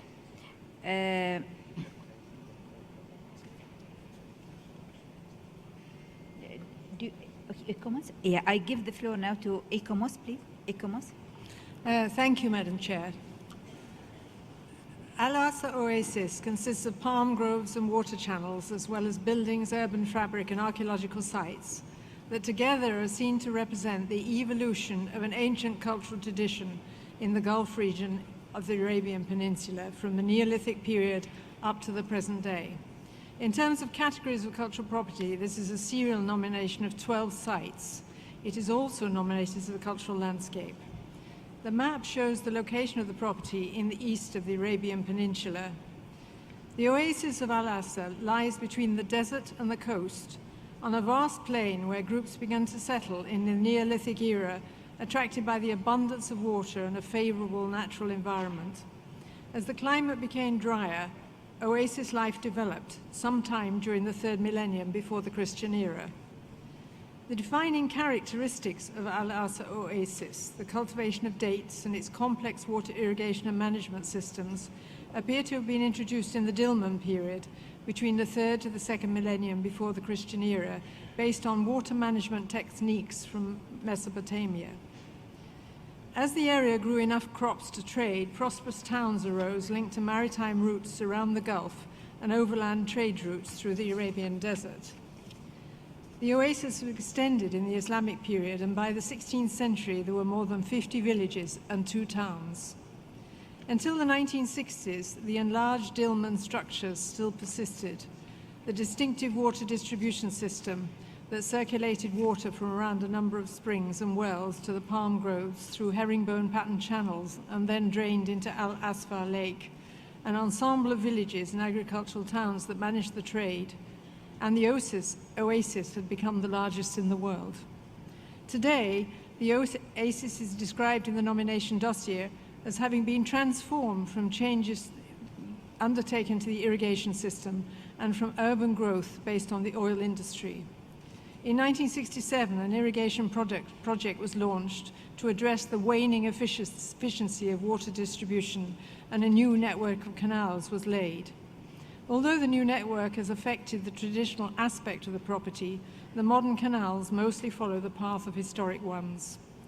Until the 1960s, the sharing of water was undertaken in a communal way based on agreement between farmers. Now the Al-Ahsa Irrigation and Drainage Authority is in charge of this aspect. As a result of these changes, the farming system has moved from community-led to a market-led economy. Villages have almost disappeared, with only parts of one, now unoccupied, having survived. The second transformation was the rapid expansion of the urban areas brought about by the development of the oil industry and the rebuilding of traditional structures in the existing towns. 12 component sites have been nominated, which together are seen to cover all the morphological elements of the oasis cultural landscape. These consist of 3 large palm groves with their irrigation channels, the Al-Ahsa Lake that collects surplus water from the canals, 2 archaeological sites at Ain Kinas and Jawatha with evidence of Neolithic pottery and later Islamic irrigation systems, part of Al-Oyan village, which includes fragments of the unique typology of houses that persisted until the 1970s. Also included are the Jawatha Mosque, said to have been built over the traditional site of the second mosque in Islam and recently reconstructed, and the Al-Bataliya Mosque, also recently restored. The remaining components are 2 forts, a complex of Ottoman period buildings, and the 19th century souk, Al-Khazariya. The property is nominated as an evolving cultural landscape and one that has changed dramatically since the 1960s. But the evolution has not primarily come about with the agricultural community being central players. Although the water channels still for the most part reflect their early alignment, the oasis cannot be said to reflect mainly traditional practices. Whereas in most cultural landscapes, some modern interventions have been introduced to support the persistence of practices, at Al-Ahsa, the interventions have all but replaced such practices. Al-Ahsa is no longer an overall eco-cultural system in which the technical and social management of water allows palm cultivation to support a social unit in a sustainable way. ICOMOS considers that the oasis system, which spread from Saudi Arabia across the Maghreb, is a settlement typology that is underrepresented on the World Heritage List. But at Al-Ahsa, the components do not combine to reflect the traditional structures of an oasis landscape in which the attributes that convey its value have persisted over time. ICOMOS does not consider that the criteria 3, 4, and 5 can be justified. The oasis no longer primarily reflects cultural traditions, as interventions have interrupted the long-standing relationship between people and the natural landscape, and it can no longer be seen as an exceptional testimony to a cultural tradition or as an outstanding example of traditional human settlement. The property also does not reflect in an outstanding way the periods of history that have shaped its development. In terms of integrity, development has engulfed parts of the oasis and changed its setting dramatically. Traditional villages have been replaced by modern urbanization to a degree that impacts on integrity. Authenticity is, in our view, not demonstrated overall for the series in terms of its ability to reflect the long-standing traditions of the oasis and its social structures.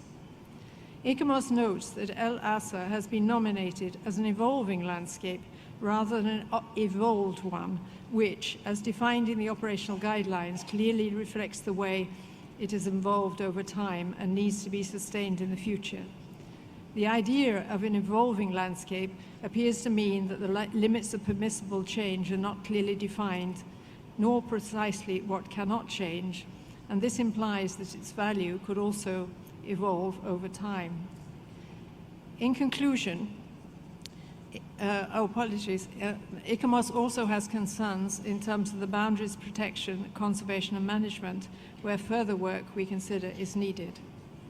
In conclusion, ICOMOS recommends that the Al-Ahsa Oasis, as nominated as an evolving cultural landscape, should not be inscribed on the World Heritage List. Thank you, Madam Chair. Thank you very much. Is there any comments or inquiries?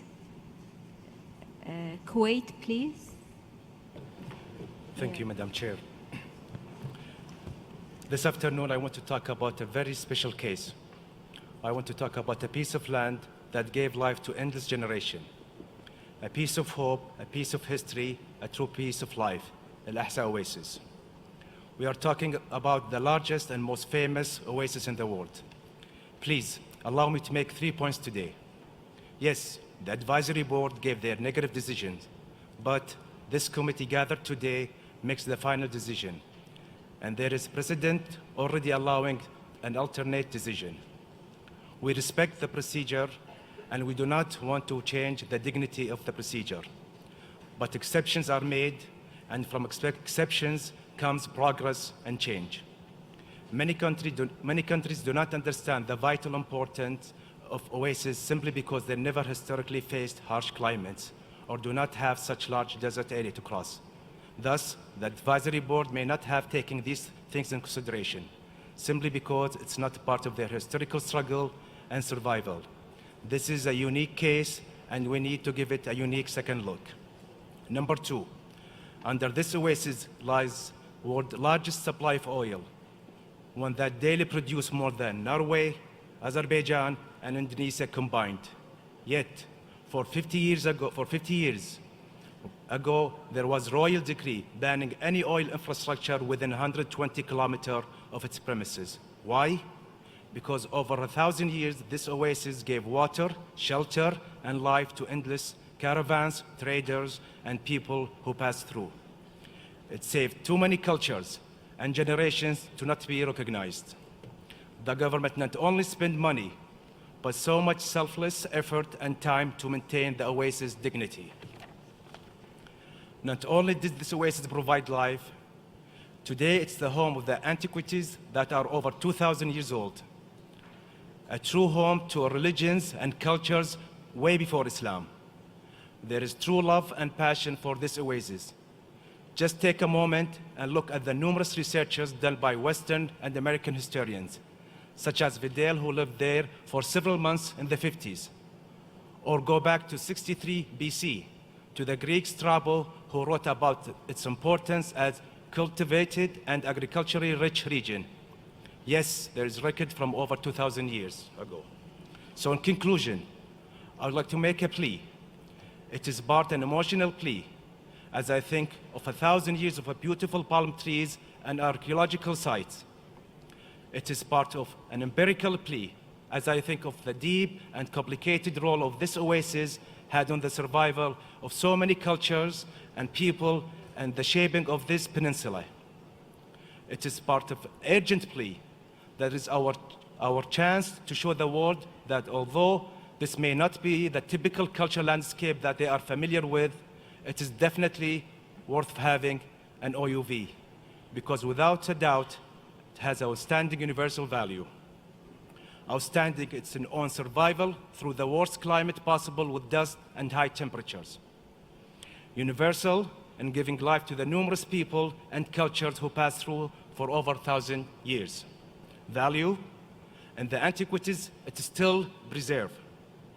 The State of Kuwait requests the Honor Committee members to support and approve the decision due to the significant site and its readiness.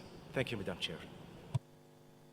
Thank you very much. Now the floor is for Bahrain. Burkina Faso. Merci, Madame la Présidente. Le Burkina Faso soutient le projet de décision soumis par le Koweït pour l'inscription de l'oasis Al-Ahsa, un paysage culturel en évolution, pour les raisons suivantes. J'avais un développement à faire concernant le rôle important joué par l'eau dans l'histoire générale des civilisations du monde, mais je crois que mon prédécesseur a suffisamment expliqué cela. Et je vais juste relever que dans le passé, Al-Ahsa était et reste une source majeure de production agricole, mais aussi de développement d'un savoir-faire particulier ancien, car datant depuis le néolithique, et qui s'est perpétué jusqu'à nos jours. Son importance liée essentiellement à la production des dattes n'est plus à démontrer. Et nous connaissons bien le rôle que cet aliment a joué dans la fixation des peuples du Sahara et du Sahel en général en Afrique et partout dans le monde. Alors, avec ces différents secteurs interconnectés, l'oasis d'Al-Ahsa nous donne encore aujourd'hui à découvrir un complexe traditionnel d'irrigation sans pareil. Et je crois que le fait de dire que c'est un paysage culturel en évolution n'est pas le fait d'un hasard. L'État parti a par ailleurs montré sa disponibilité à promouvoir les 2 sites archéologiques néolithiques et islamiques qui s'y trouvent et à prendre toutes les mesures nécessaires au respect de l'authenticité et de l'intégrité du site. De ce qui précède donc, Madame la Présidente, je voudrais donc une fois de plus réitérer le souhait de mon État parti de soutenir le projet de décision soumis par le Koweït. Je vous remercie. Thank you very much. Now I give the floor to Bahrain, please. Bahrain. Thank you, Madam Chair. Al-Ahsa, a synthesis of the knowledge of the first urban civilizations of the 3rd millennium and of the experience of the desert people, is a unique example of union of the sustainability characteristics of communities of oases with the dimensions of hydraulic societies. In the current hydro-agricultural network, it is possible to read the whole creative process, the development and the continuous efforts to transform desert into a living landscape, create the humus and the cooperative to realize the skills necessary to combat desertification and the progress of sand in a continuous evolutionary process. Al-Ahsa is the exceptional example of a vast oasis where archaeological remains, historical structures, crops, hydraulic machines, canals, distribution methods, water recycling, and the landscape of all the stages of information for the oasis and its evolutions are still present. Thank you. Thank you very much. And now I give the floor to China.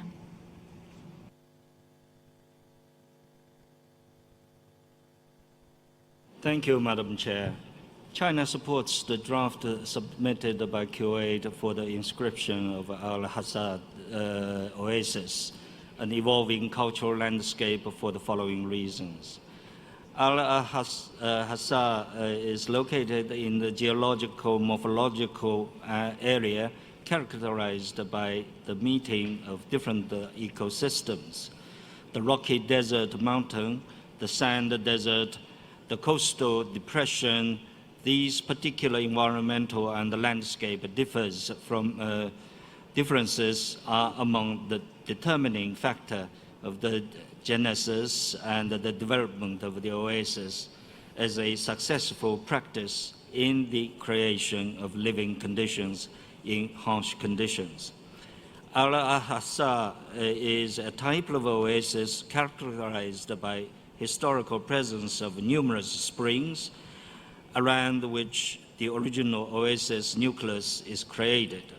From the water springs, the water flows into the brackish depression where the waters of the Wadi torrent mix with the coastal marine ones. An interchange is created between the nomadic environment, the farmer, and the fisherman. This condition, typical of Gulf area, has characterized the origin of the first oasis into the ancient civilization of Dilmun, flourishing thanks to the trade between Mesopotamia and the Indus Valley, where Al-Ahsa economy contributed with the production of dates. China would like to listen to the Saudi expert to respond to the following question. The property is composed of 12 components with 7 buffer zones. Can the Saudi expert elaborate on how these components are linked? Thank you. Thank you very much. And now the floor is for Uganda.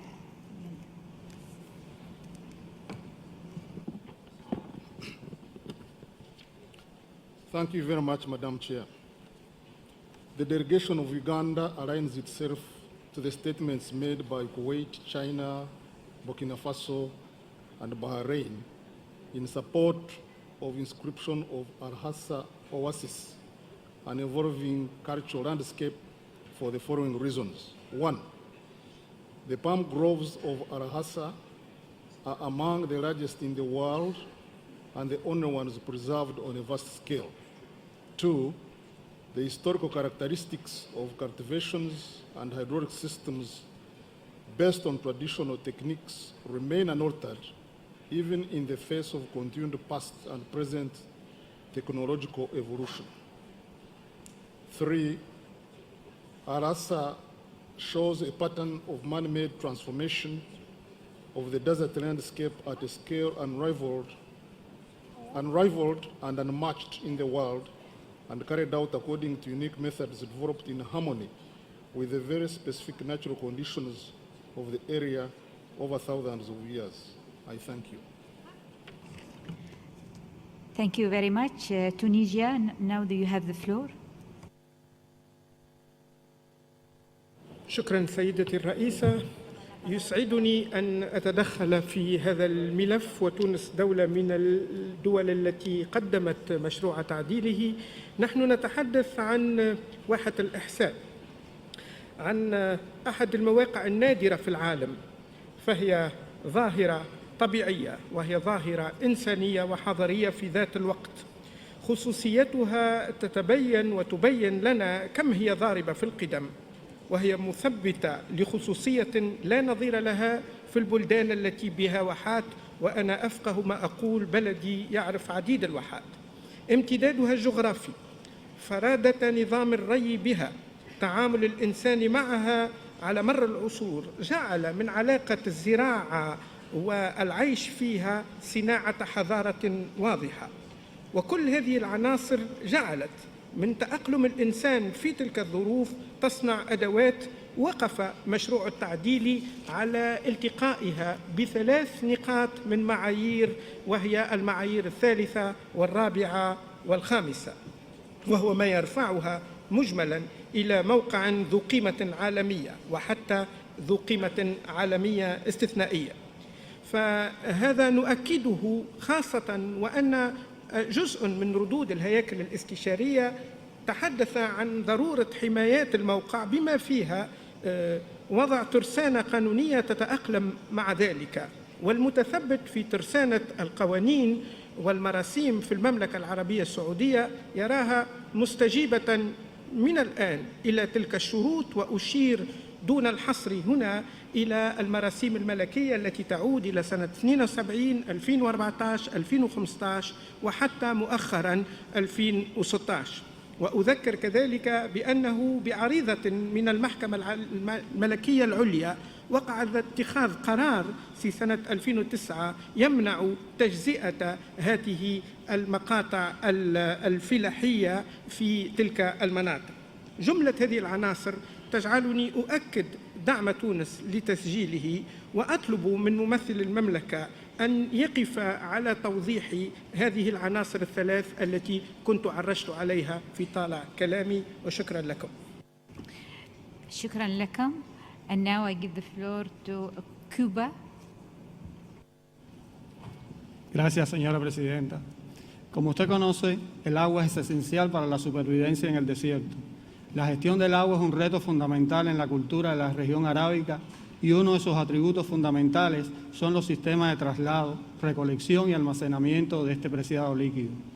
Los sistemas de canales e irrigación y el paisaje que genera son un testimonio y una tipología poco representada en la lista, y por tanto un vacío que conspira contra la representatividad de esta lista del patrimonio mundial. La nominación que presenta Arabia Saudita es un aporte a la credibilidad y balance de la lista. Por ello, Cuba apoya el cambio de proyecto de decisión para la inscripción de este bien. Gracias.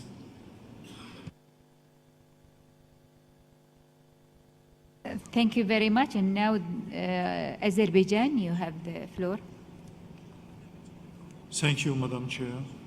Nomination property Al-Ahsa Oasis consists of 12 components: gardens, canals, springs, wells, drainage lake, as well as historic building, urban, fabric, and archaeological site.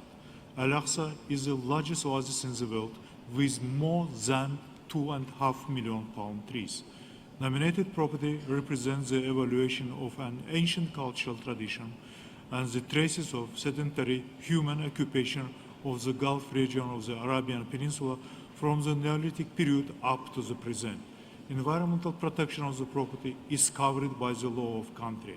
For the strengthening of the management of the site, the new management scheme formed a higher committee and a site management unit based in Al-Ahsa municipality. From our point of view, the comparative analysis justifies consideration of this property for the World Heritage List. The integrity of the nominated site justifies by structural and landscape integrity, integrity of use, development of the human settlements, and the control of the streets. The nominated property keeps the required outstanding universal value by the following criteria: its unique cultural landscape resulting from the interaction of man and nature in a particular geographic and geological position, which up to the present preserves material remains representing all stages of the oasis history. It bears testimony to human occupation for thousands of years up to the present. It includes historic building, religious sites, and agricultural landscape elements. And last one is the largest oasis in the world, containing, as I said, more than 2.5 million palm trees. So we can say that the proposed property meets the criteria 3, 4, and 5, and our sanctity and integrity requirements. Thanks, Madam Chair. Thank you very much. And now, Spain, you have the floor.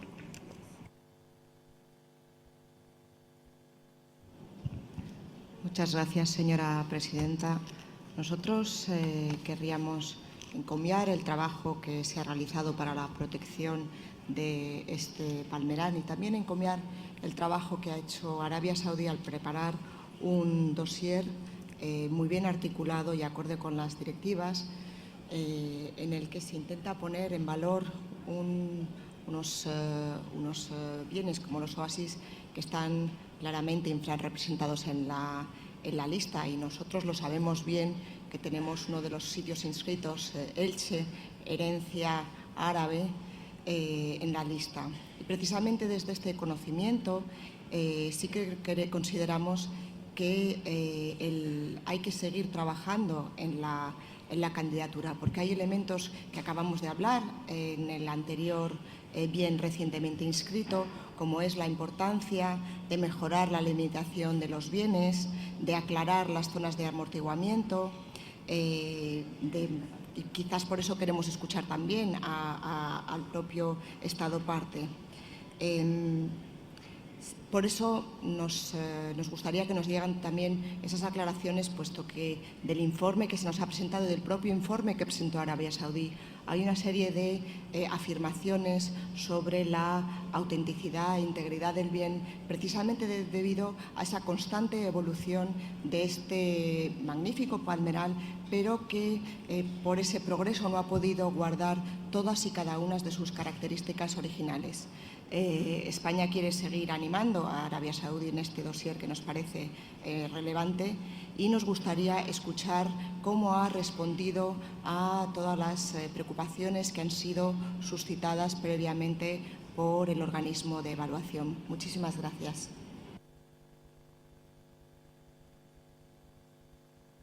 Thank you very much. Brazil, you have the floor now. Thank you, Madam Chair. At the outset, Brazil would like to thank ICOMOS for the presentation of its advisory report and commend Saudi Arabia for proposing this very interesting and thought-provoking nomination of a property whose typology should be better represented on the World Heritage List. The Brazilian delegation considers that the nomination of Al-Ahsa Oasis has significant importance since it presents exceptional examples of gardens, canals, springs, lakes, and of the evolved urban fabric in a dramatic and long-dated dialogue with the daring desert. It represents a significant example of human occupation of arid regions challenged by environmental conditions since ancient times. We understand that these features present important elements for the identification of attributes that could potentially convey the outstanding universal value for this property. We believe that the questions presented by ICOMOS could be overcome based on the exceptionality of the component sites in relation to the human appropriation of land tangibly expressed in the whole oasis, or at least substantial part of it, with regard to the management of the scarce water resources in desert landscapes. Thank you, Madam Chair. Thank you very much. Guatemala, you have the floor, please. Muchas gracias, señora Presidente. También deseamos unirnos a las felicitaciones al Estado parte por la nominación y agradecer a ICOMOS por su presentación sobre el análisis de la propuesta. El paisaje del oasis de Al-Ahsa incluye jardines, canales, manantiales, pozos y un sistema de drenaje agrícola, así como edificios históricos. Los 12 componentes incluidos en la propuesta se encuentran rodeados de más de 2.5 millones de palmeras. El Estado parte de Arabia Saudita plantea que los monumentos construidos y los sitios arqueológicos representan la evolución de la tradición cultural antigua, con trazas de ocupación sedentaria de la humanidad en la península desde el periodo neolítico hasta la actualidad, lo que le da un carácter de patrimonio biocultural. Como otros miembros de este comité han indicado previamente, el oasis nos permite valorar una larga tradición de interacción del desarrollo humano y su relación con el contexto natural, especialmente porque también demuestra la capacidad humana de adaptación a las condiciones adversas en un entorno que está cambiando constantemente a lo largo de la historia del planeta. Esto puede evidenciarse en el registro arqueológico. Protegiendo este tipo de sitios, la humanidad puede avanzar en el conocimiento de las estrategias de adaptación ante condiciones de cambio climático, por lo que Guatemala también se une al apoyo para los cambios propuestos en la enmienda. Muchas gracias.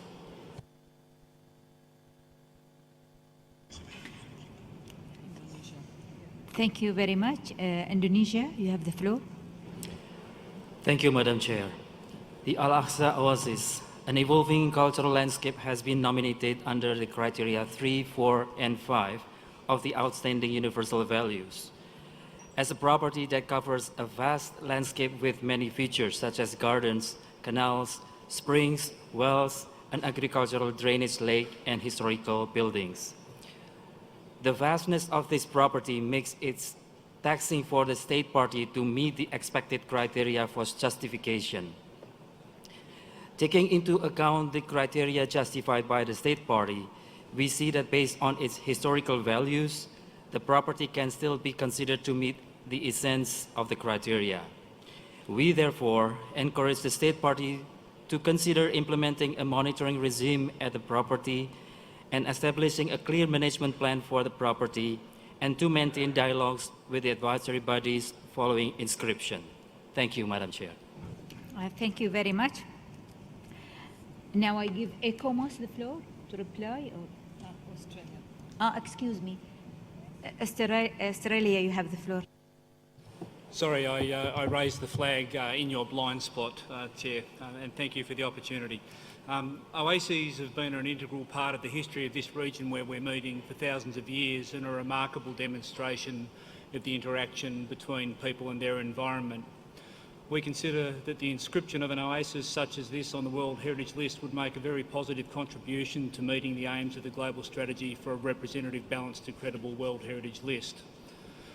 Australia has carefully reviewed the nomination dossier and evaluation and the additional information by way of correction of factual errors, and our overarching assessment is that the Al-Ahsa Oasis nomination, in it we do see the kernel of outstanding universal value.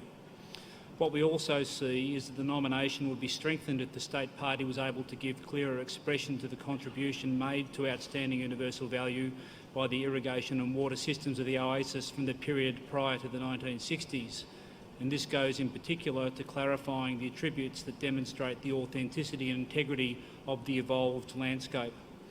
Logically, to Australia, this would best be achieved by deferring the nomination and allowing the state party to seek the advice of ICOMOS in reshaping it.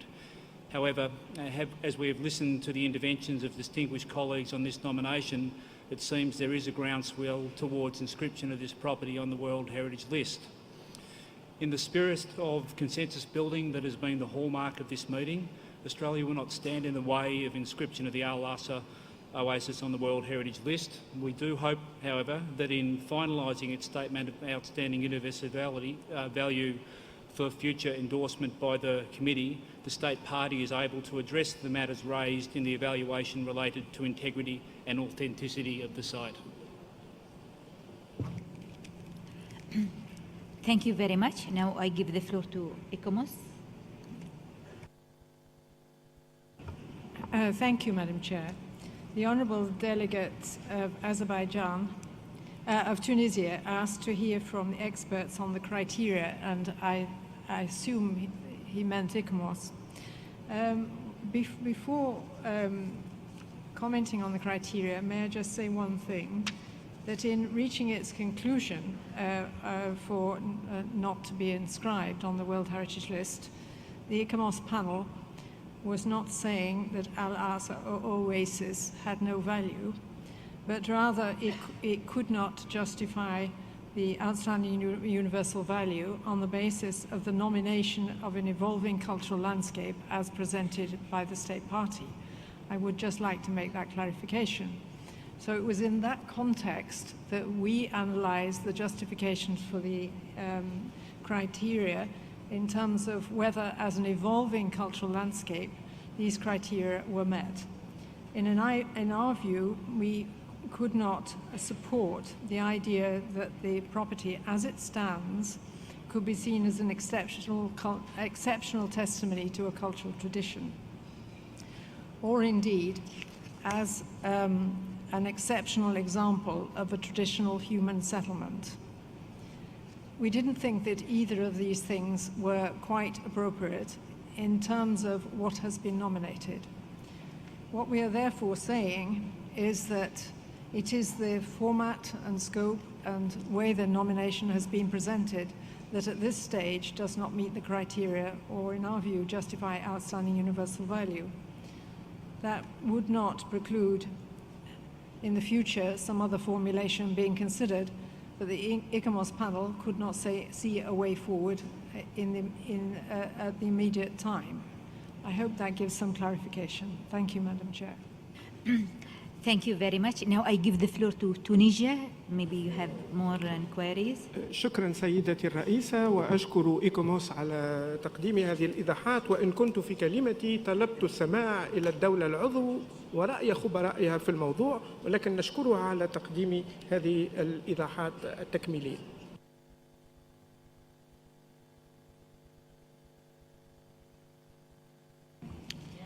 We have it here, yeah. And now I give the state party, the Kingdom of Saudi Arabia, the floor for the clarification. Thank you very much.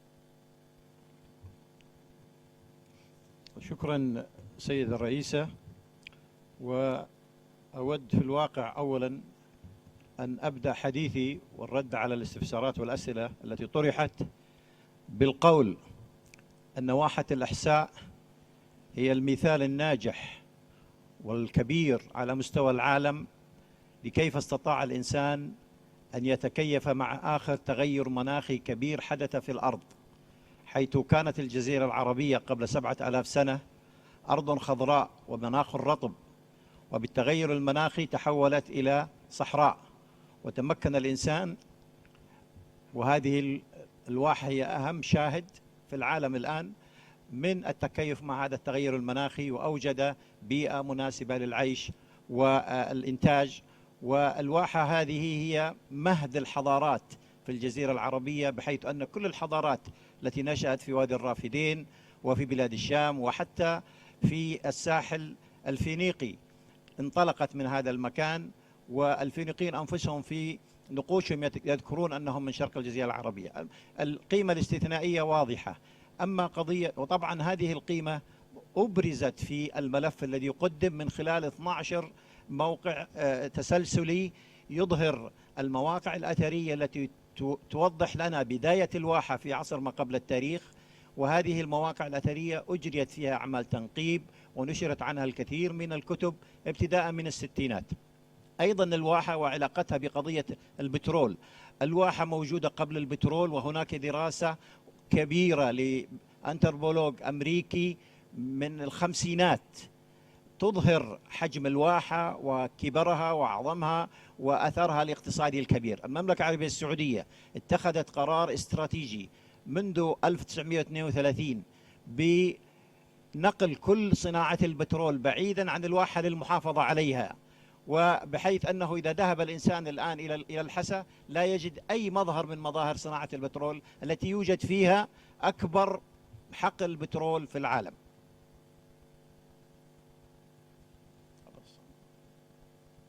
شكرا سيد الرئيس. شكرا لكم. And now I give the floor to Angola. Merci Madame la Présidente pour la parole. Après avoir entendu plusieurs États partis sur leurs analyses et surtout après avoir pris note des éclaircissements apportés par l'ICOMOS, nous avons également eu cette impression que les éléments, les attributs pour justifier la VUE sont bien présents. C'est bien aussi important l'Oasis, et beaucoup l'ont souligné, l'importance de l'eau pour la vie, pour les communautés qui vivent dans cette région. Donc nous avions eu également cette impression qu'il y avait plutôt un problème au niveau de mettre en lien ces attributs par rapport justement aux normes de rédaction et de la présentation du document. Donc, avec toutes ces précisions apportées par l'ICOMOS, l'Angola va s'allier donc aux autres membres du comité qui appuient évidemment l'inscription de ces biens, et nous encourageons l'État parti de pouvoir renforcer justement quelques mesures concernant la protection et concernant également la conservation pour que ces biens puissent donc rester sur la liste du patrimoine mondial et que les populations qui y vivent puissent en bénéficier énormément. Je vous remercie. Thank you very much. Is there any other comments before we refer to our reporter? No? So you have the floor, please. Thank you very much, Madam Chair. As it has been noted during the discussion, I have received amendments to the draft decision proposed by Kuwait, China, Tunisia, St. Kitts and Nevis, Cuba, Bahrain, Burkina Faso, and Uganda, and we have heard general support from the floor for these amendments. The original draft decision proposed that this property should not be inscribed on the World Heritage List, and the amendments proposed that this site should instead be inscribed on the World Heritage List. Subsequently, the draft that you see on the screens right now has a provisional statement of outstanding universal value that includes the identification of criteria under which the property should be inscribed. It has assessment of the conditions of integrity and authenticity. And we also have a statement on the protection requirements and the management requirements. Madam Chair, at this point, if I may, I would like to make a small editorial suggestion to the authors of the text, just for the sake of having a clear and coherent standardized text. If we could just scroll up a little bit to that. Yes, thank you. Oh, too much. Yes. In the paragraphs below management and protection requirements, we see different ways of expressing dates. So I would like to suggest, with your permission, if we could use all the way through the text the standard format of dates, which would be the days followed by the month and followed by the year, this just to have a coherent and precise text. Other than that, Madam Chair, I will not read out the amendments, but everybody has it in front of them and on the screen. Thank you very much. Thank you very much. Is there any comments or a clarification, Saudi Arabia or Other member of the committee? You have something? No. Nothing?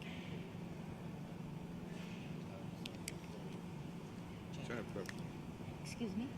You have? Please. Thank you, Madam Chair. Just to remind that if the committee is going in this direction, we have to take note of the following procedural statement of you. Sorry, in the version that we had here, it was not mentioned, but I see that has been inserted in the version on the screen. Thank you. Thank you. Thank you. If there is no objection, we can go ahead and adopt the decision. Yeah, as amended. Okay. So I therefore declare draft decision 42, 8B, 16 adopted as amended.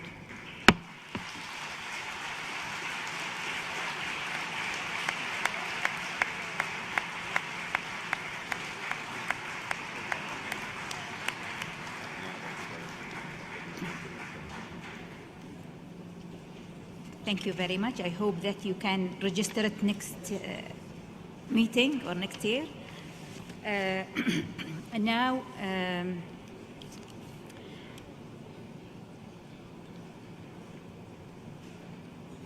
now we go to the decision related to China. I think China. I now invite ECOMOS to present the nomination of the historic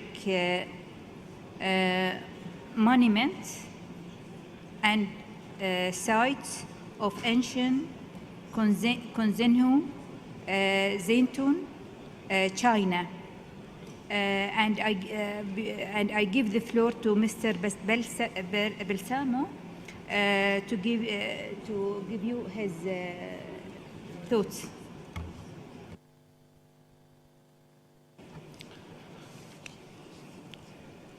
You don't give the floor to the...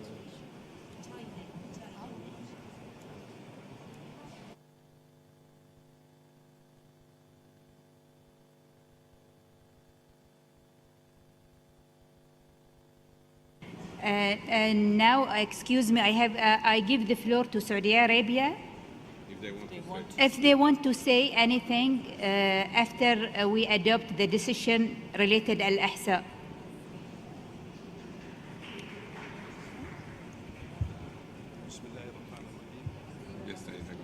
Please, you have the floor. شكرا السيدة الرئيسة. السيد الرئيس، إن وفد المملكة العربية السعودية يقدم جزيل الشكر والامتنان لكم ولكافة الدول الأعضاء في لجنة التراث العمراني العالمي على تسجيل موقع واحة الأحساء كأحد المواقع الثقافية المتطورة على قائمة التراث العالمي. ونؤكد على حرص حكومة المملكة العربية السعودية على صون وحماية التراث. ونود أن نقدم خالص الشكر والامتنان لمملكة البحرين الشقيقة على حفاوة الاستقبال وكرم الضيافة وحسن التنظيم، والشكر موصول لكم سيد الرئيس على الإدارة المتميزة لكافة أعمال الدورة 42. شكرا لكم وشكرا لجميع الدول الأعضاء التي صوتت لصالح المملكة العربية السعودية. شكرا لكم جميعا. شكرا لكم ونبارك لكم بهذا القرار. الآن ننتقل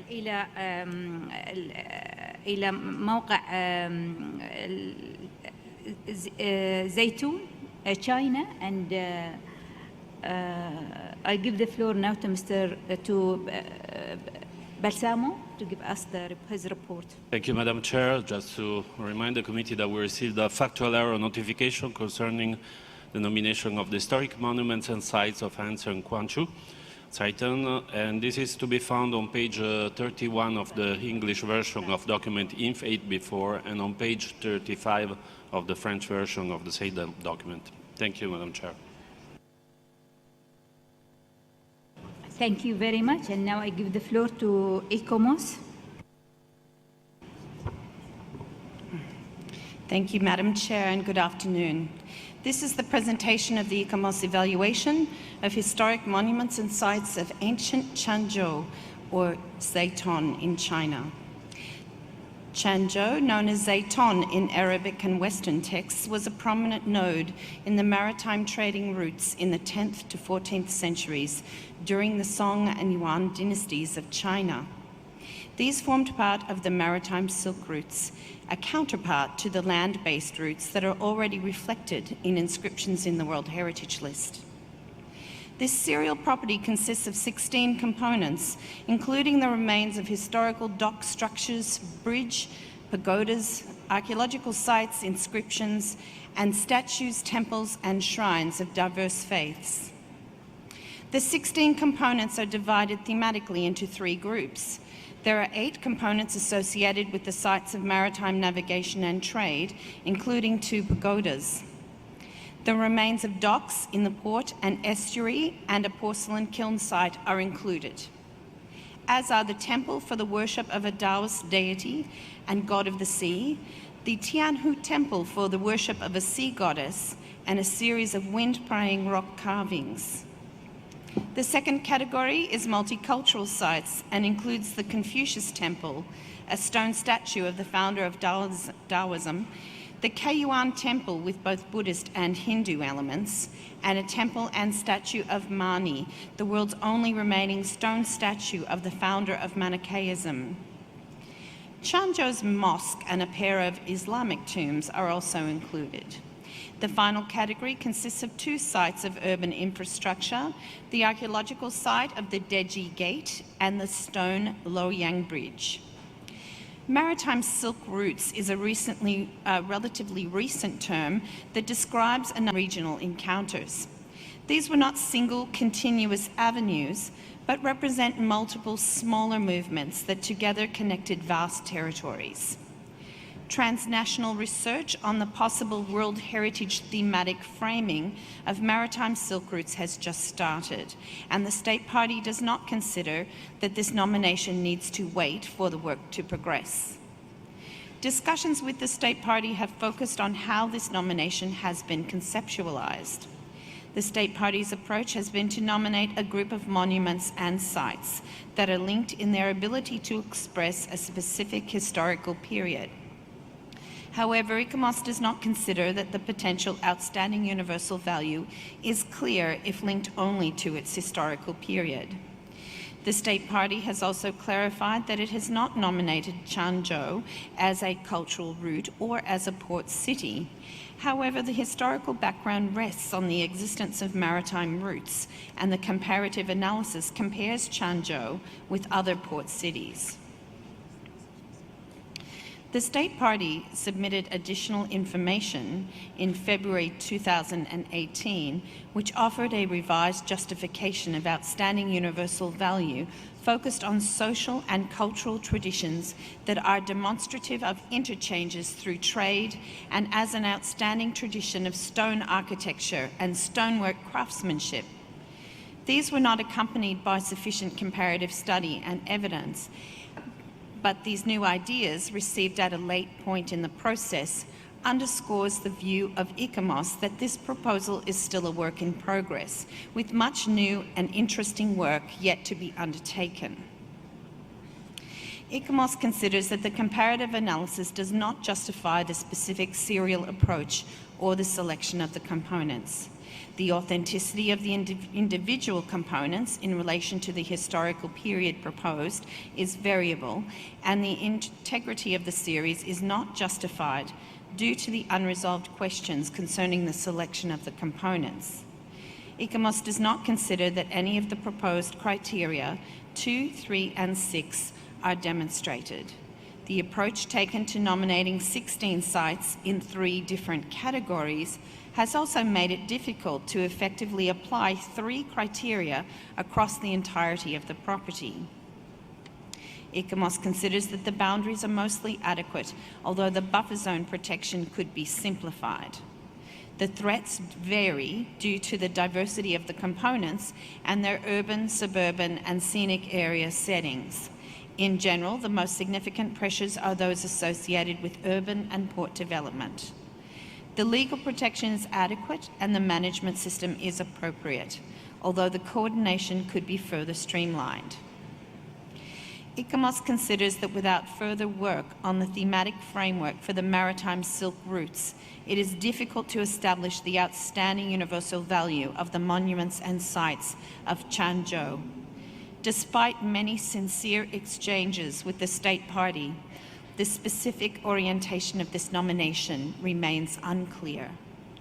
A number of arguments have been presented, but each of these requires specific types of evidence, comparative analysis, and more work and cooperation.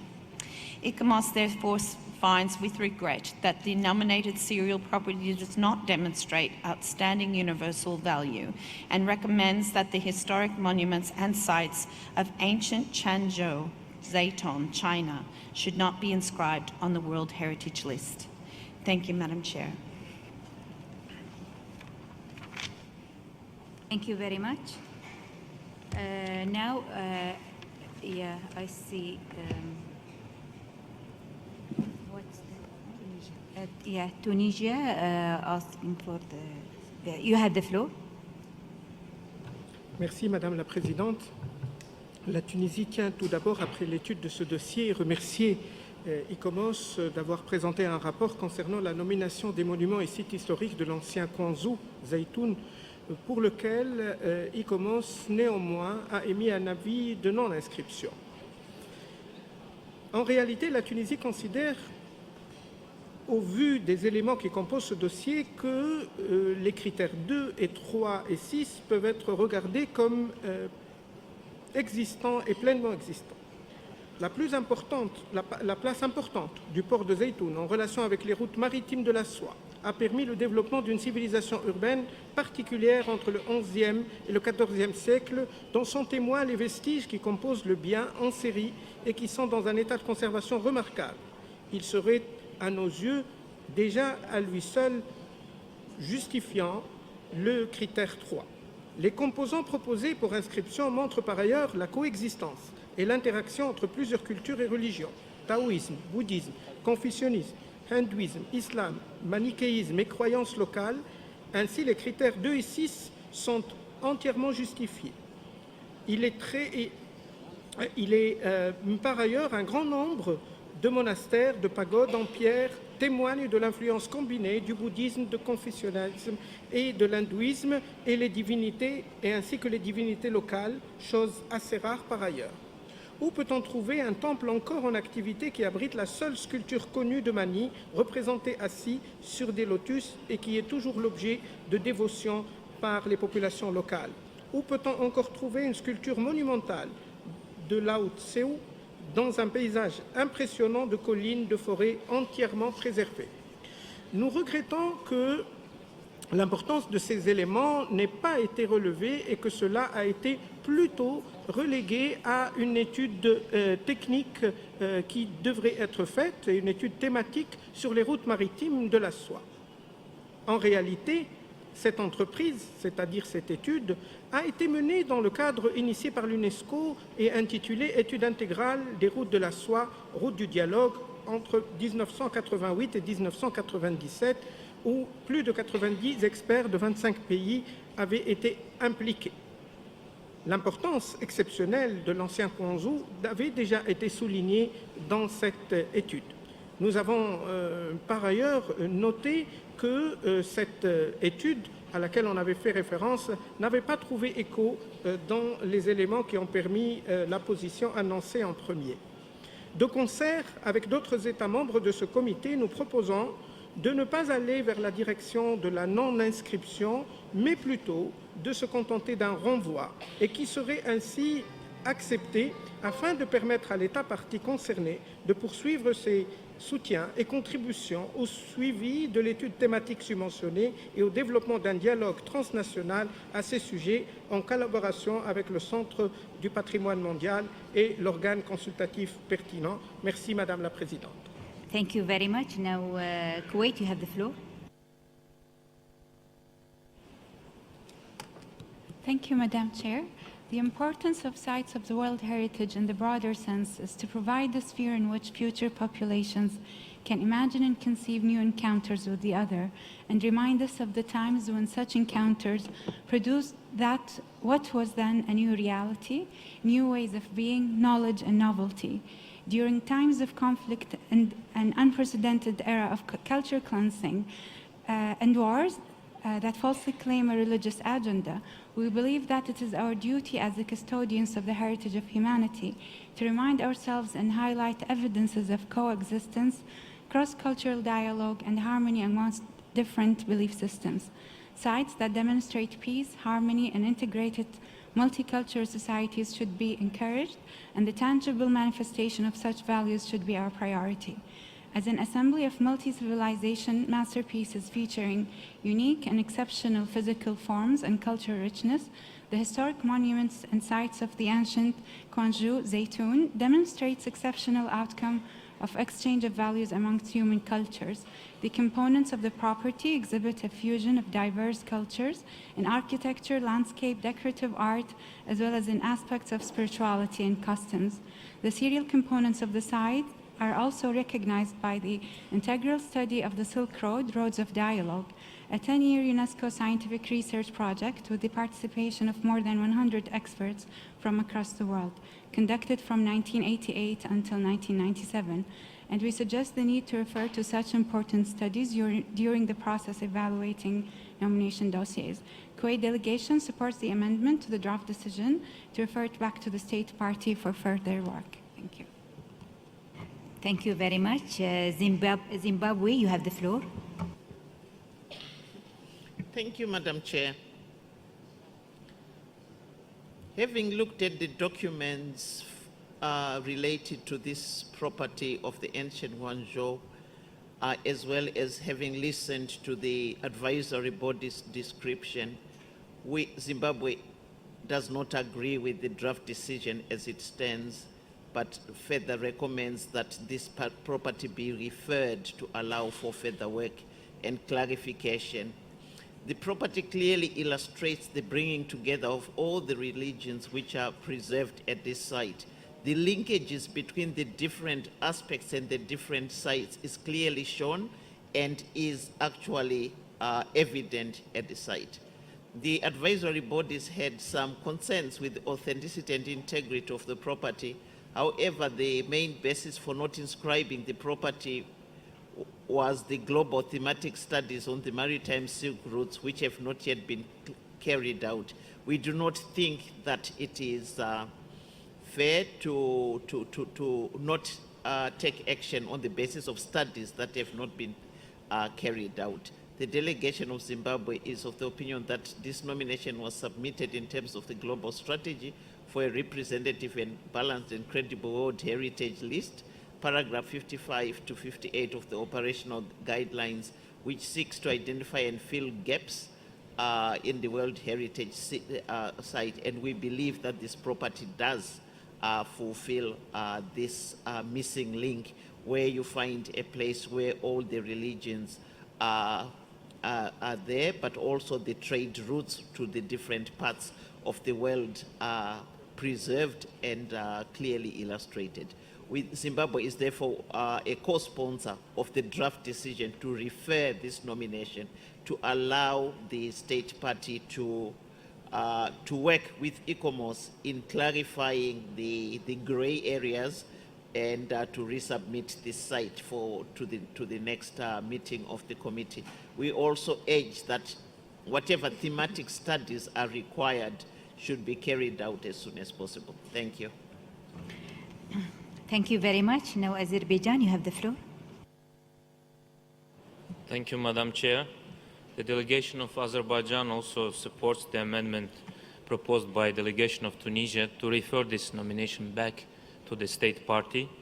We carefully examined the ICOMOS report and the response from the state party to the ICOMOS evaluation. Pertaining to the combination of philosophy of the 16 components of this nomination mentioned by ICOMOS, the delegation of Azerbaijan thinks that this combination philosophy is very well justified. The nomination is composed of docks, bridges, storm carvings, temples, mosques, and many other monuments. They are combined to form the serial property as set of the monument sites that feature diverse physical forms and significance and exhibit the historical functions, attributes, features, and roles of the ancient Quanzhou. These interrelated components demonstrate cultural representativeness, mutual attraction, complementarity within the context of the interchange of diverse cultures, infrastructure necessary for such interchange, and significant achievements and contribution that occurred over a long period of 4 centuries. These components support the logical serial combination with their respective forms, features, roles, and significance. They are therefore indispensable and irreplaceable. As this integral evidence to testify to an interchange of diverse civilizations and cultures, the serial nomination bears interrelated functional elements and causal relationship necessary for exchange among civilizations, and thus presents a unique cultural phenomenon and combination of philosophy, and also contributes to the spirit of this convention and the UNESCO values in general. It is an integral whole that typically reflects the social, cultural, and functional links as required for a serial property in Article 137 of the operational guidelines. Therefore, Azerbaijan is in view that this nomination should be referred back to the state party, and we encourage the state party to work with the advisory bodies to present those, to address those recommendations. Thank you. Thank you very much. Now, Uganda, you have the floor.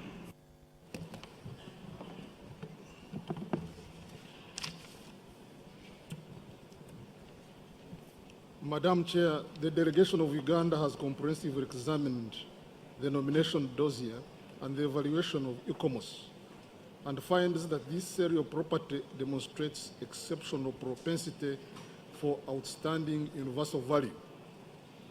Each of the 16 components of the property are by themselves extraordinary in their individualism, in their own individualism, Monasteries and stone pagodas which testify the combined influence of Buddhism, Hinduism, and local beliefs, including the only known sculpture of Mani in the world still worshipped by the local people, as well as the Islamic tombs, which possess two renowned followers of Prophet Muhammad, all of which demonstrate the peaceful coexistence and the prosperous interaction between different cultures and religions back in the 10th, 14th century, when Quanzhou played a pivotal role in the maritime trading networks.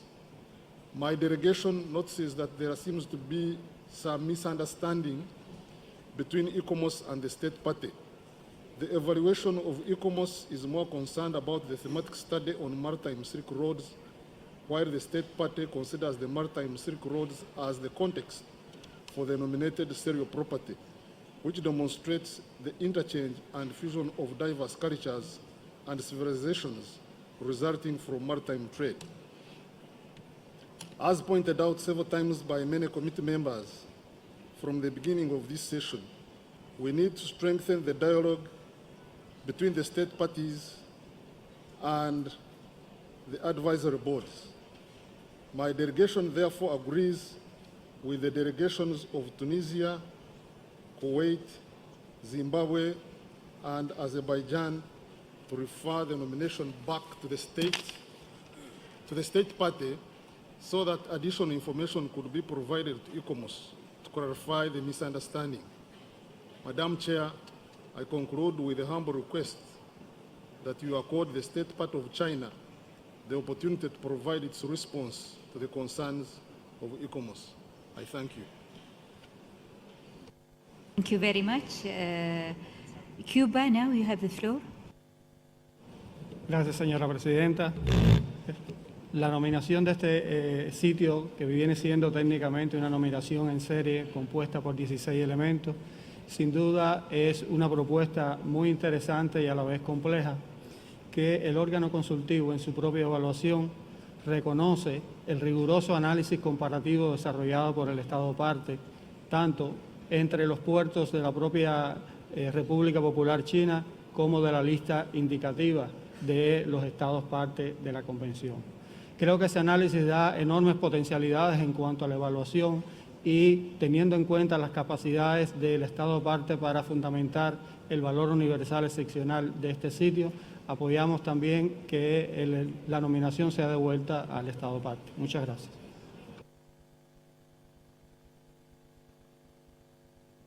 Thank you very much. Now, Brazil, you have the floor.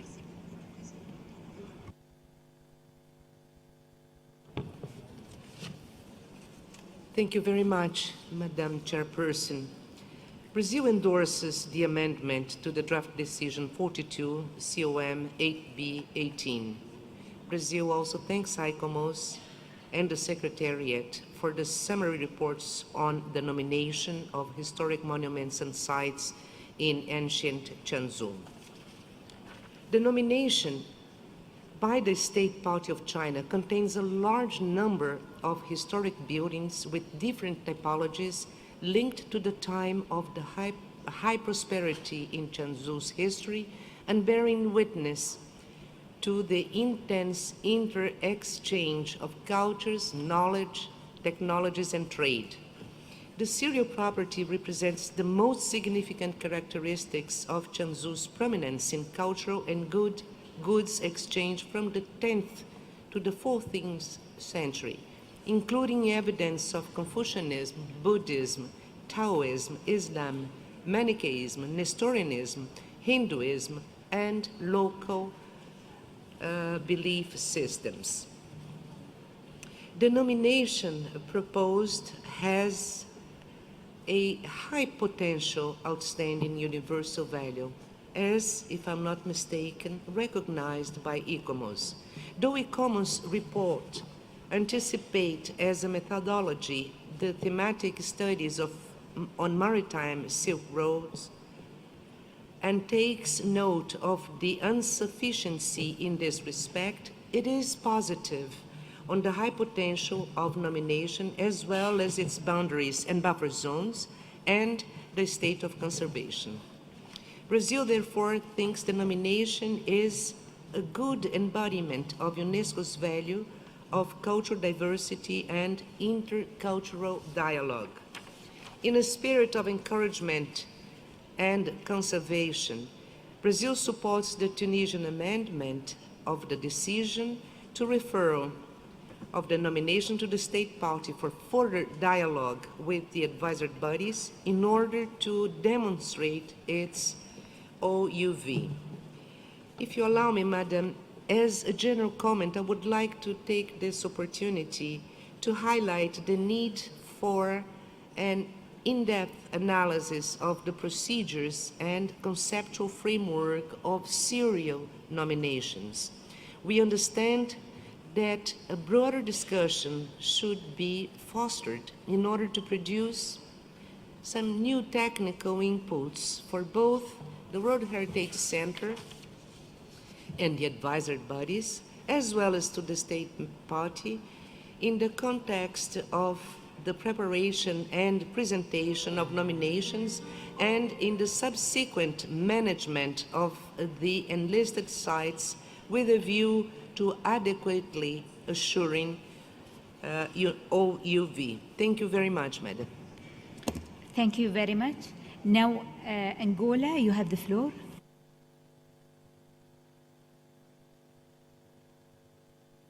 Merci, Madame la Présidente, pour la parole. Après avoir examiné avec attention les rapports présentés par l'ICOMOS sur la proposition d'inscription de l'ancien Quanzhou, nous pouvons dire que nous sommes devant un bien d'une grande importance historique en illustrant bien le réseau des routes commerciales maritimes qui a facilité les échanges entre l'Europe et l'Asie entre le Xe et le XIVe siècle. Bien que certains ajustements et approfondissements méritent d'être apportés dans la proposition d'inscription présentée par l'État partie, relativement à l'analyse comparative, nous avons constaté que les attributs potentiels justifiant la VUE du bien sont présents, notamment en ce qui concerne les critères 3 et 6, qui démontrent le caractère multiculturel de cette période de l'histoire de Quanzhou. Ces valeurs sont mises en évidence par la richesse et la diversité de tous les chefs-d'œuvre de l'architecture en pierre, de l'artisanat de l'ancien Quanzhou et par les pratiques traditionnelles exceptionnelles à travers les modes de production et de vie locaux liés aux exploitations maritimes, le respect mutuel, l'intégration et la cohésion sociale qui concourent à la culture de la paix dans cette région. Madame la Présidente, au regard de ce que nous venons d'exposer, nous appuyons pleinement les projets de décision amendés par la Tunisie et recommandons que la proposition d'inscription présentée par l'État partie soit renvoyée pour donner l'opportunité à l'État partie concerné de poursuivre ses efforts dans l'amélioration de la qualité de son dossier en retravaillant les aspects liés à l'intégrité et à la gestion, en développant son dialogue transnational recommandé en collaboration avec les Centres du patrimoine mondial, l'ICOMOS et d'autres parties intéressées. Je vous remercie, Madame la Présidente. Thank you very much. And now the floor is for Bosnia. Merci beaucoup, Madame la Présidente. La Bosnie-Herzégovine considère que le bien proposé justifie les critères 2, 3 et 6. La place importante du port de Zeytoun en relation avec les routes maritimes de la soie a permis le développement d'une civilisation urbaine particulière entre le XIe et XIVe siècle, dont sont les témoins les vestiges qui composent le bien en série et qui sont dans un état de conservation remarquable. Nous pensons que cela serait suffisant pour justifier le critère 3. Les composants proposés pour l'inscription montrent par ailleurs la coexistence et l'interaction entre plusieurs cultures et religions. Les critères 2 et 6 sont ainsi, à notre avis, justifiés. Nous ne pouvons pas partager l'avis de l'ICOMOS qu'avec cette candidature, il faut attendre une étude thématique sur les routes maritimes de la soie. Comme nos collègues du Koweït, nous voudrions rappeler qu'une étude a été déjà faite dans le cadre du projet de l'UNESCO, étude intégrale des routes de la soie, route de dialogue 1998-1997, sur laquelle ont travaillé 90 experts de 25 pays. Et cette étude, comme nous le savons, a déjà reconnu l'importance exceptionnelle de l'ancienne Quanzhou.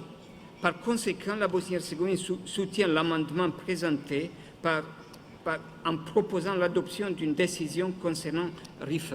Thank you. Thank you very much. Now, Indonesia, you have the floor.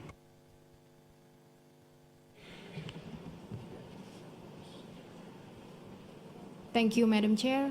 The State Party has nominated the property as an independent city that serves as a heritage of Song and Qing dynasty. Taking into account the evaluation that has been done by the advisory body, of which we would like to commend, Indonesia is of the view that the site deserves to be included in the World Heritage List, and along with this inclusion, we would recommend the nomination to be referred back to the State Party. We encourage the State Party to come up with a clear plan to refine the justification for the OUV, more precise definition of the boundaries and buffer zones, strengthen the coordination of management between the components of the serial property, and consider a stronger engagement of maritime and port organizations within the management system. We also encourage the State Party to maintain close work with the advisory bodies and explore possibilities of further conserving the OUV of the property. Thank you. Thank you very much. And now, Tanzania, you have the floor. Thank you, Chair. Tanzania wishes to thank the State Party of China for bringing up this wonderful nomination that tries to demonstrate a prominent node in the maritime trading routes in the 10th to the 14th centuries. Tanzania also commends the advisory body for the in-depth analysis of this nomination, which has resulted in a number of recommendations to be considered by this committee. Chair, this serial property consists of 16 components that are proposed for nomination to represent the geocultural influence and the intercultural exchanges between China, Southeast, and East Africa. Chair, the advisory body, ICOMOS, in its analysis, considers that Criteria 2 is relevant to the important history of cultural interchange that occurred during the transcontinental maritime trading in the 10th and 14th centuries. However, they are saying not all the components are relevant to this nomination. The present justification by the said party on Criteria 3 is not well integrated into the argument for the outstanding universal value, and that too little information is presented to sustain this as a possible justification for the criteria. The multicultural character of this period of Quanzhou history is potentially demonstrated by the nominated components that are associated with various religions. While this is a notable aspect of the history and the development of Quanzhou, there is insufficient comparative evidence to establish that this is an outstanding within its geocultural context. Excellent Chair, Tanzania delegation, having gone through the analysis of the ICOMOS, notes that Criteria 2 could be used to dominate the nomination dossier and the Criteria 3. However, there is some work to be done before we can conclude this nomination. We therefore, Tanzania delegation, wish to conclude by saying, by allowing the said party in collaboration with the advisory bodies, be given adequate time to further work on the interesting nomination dossier by referring the nomination back to the said party. Thank you, Chair. Thank you very much. Now the floor is for Australia. Thank you, Madam Chair.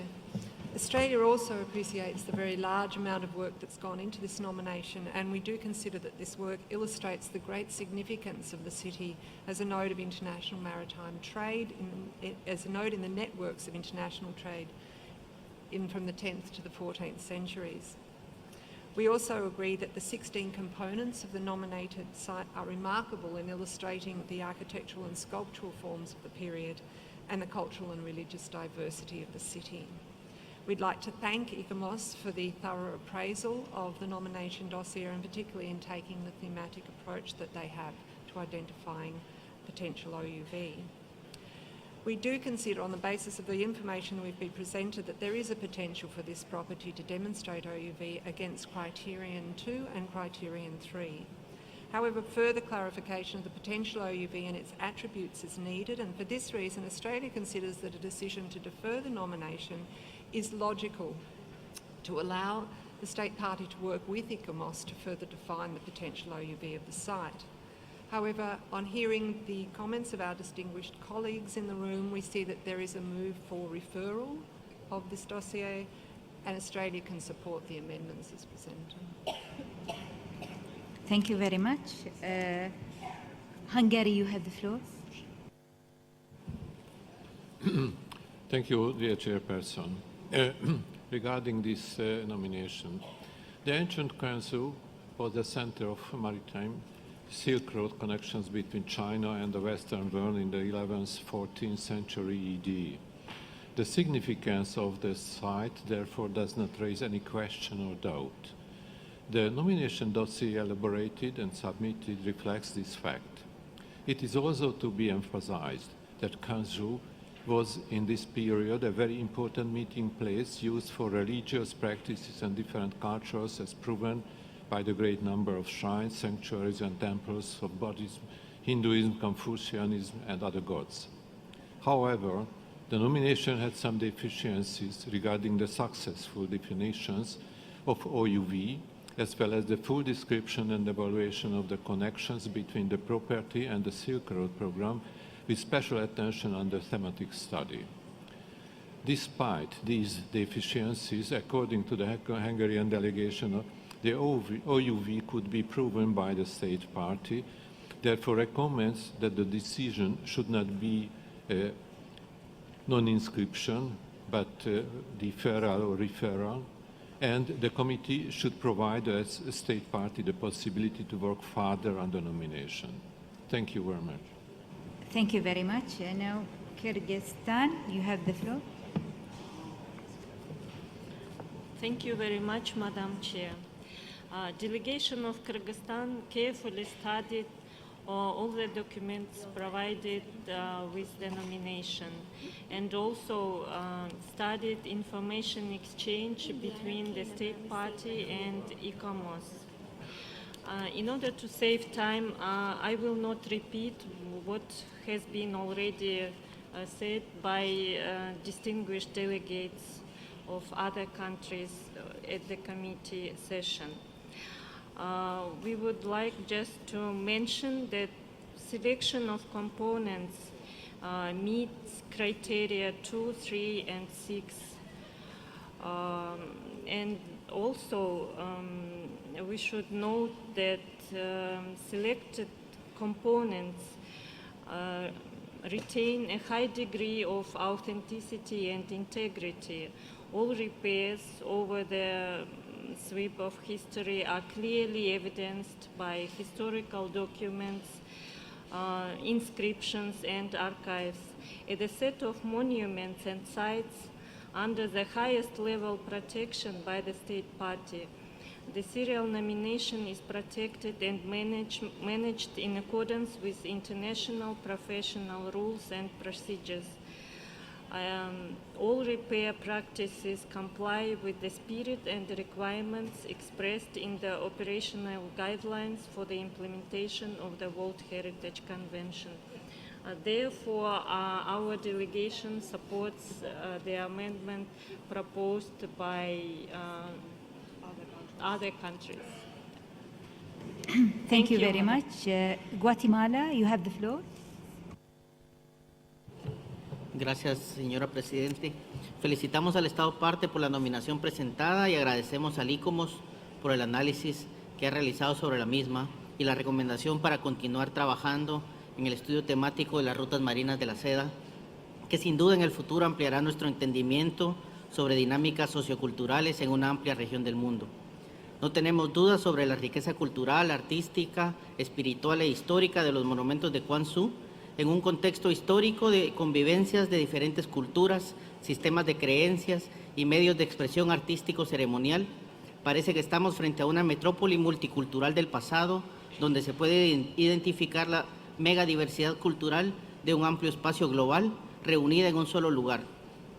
No está de más recordar que actualmente UNESCO impulsa en los escenarios de la diversidad cultural como un mecanismo útil para promover el diálogo para la paz. Por lo anterior, hemos copatrocinado la enmienda presentada, instando al Estado parte a continuar trabajando de manera coordinada con los órganos asesores y las autoridades locales que se vinculan con la gestión del sitio nominado para la implementación de las recomendaciones que fortalezcan la nominación, continuando el valioso diálogo que ICOMOS ha expresado que han tenido con el Estado parte. Muchas gracias, señora Presidenta. Thank you very much. Now, Norway, you have the floor.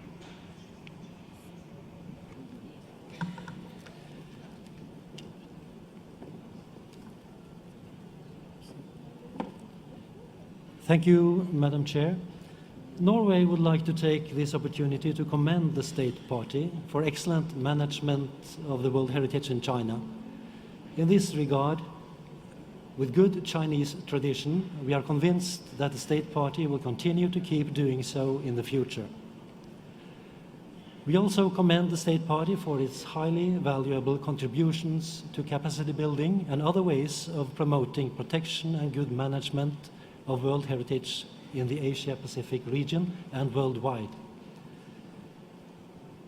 Even though the State Party has recently provided important additional information to the committee on the nomination in question, ICOMOS still has several remarks.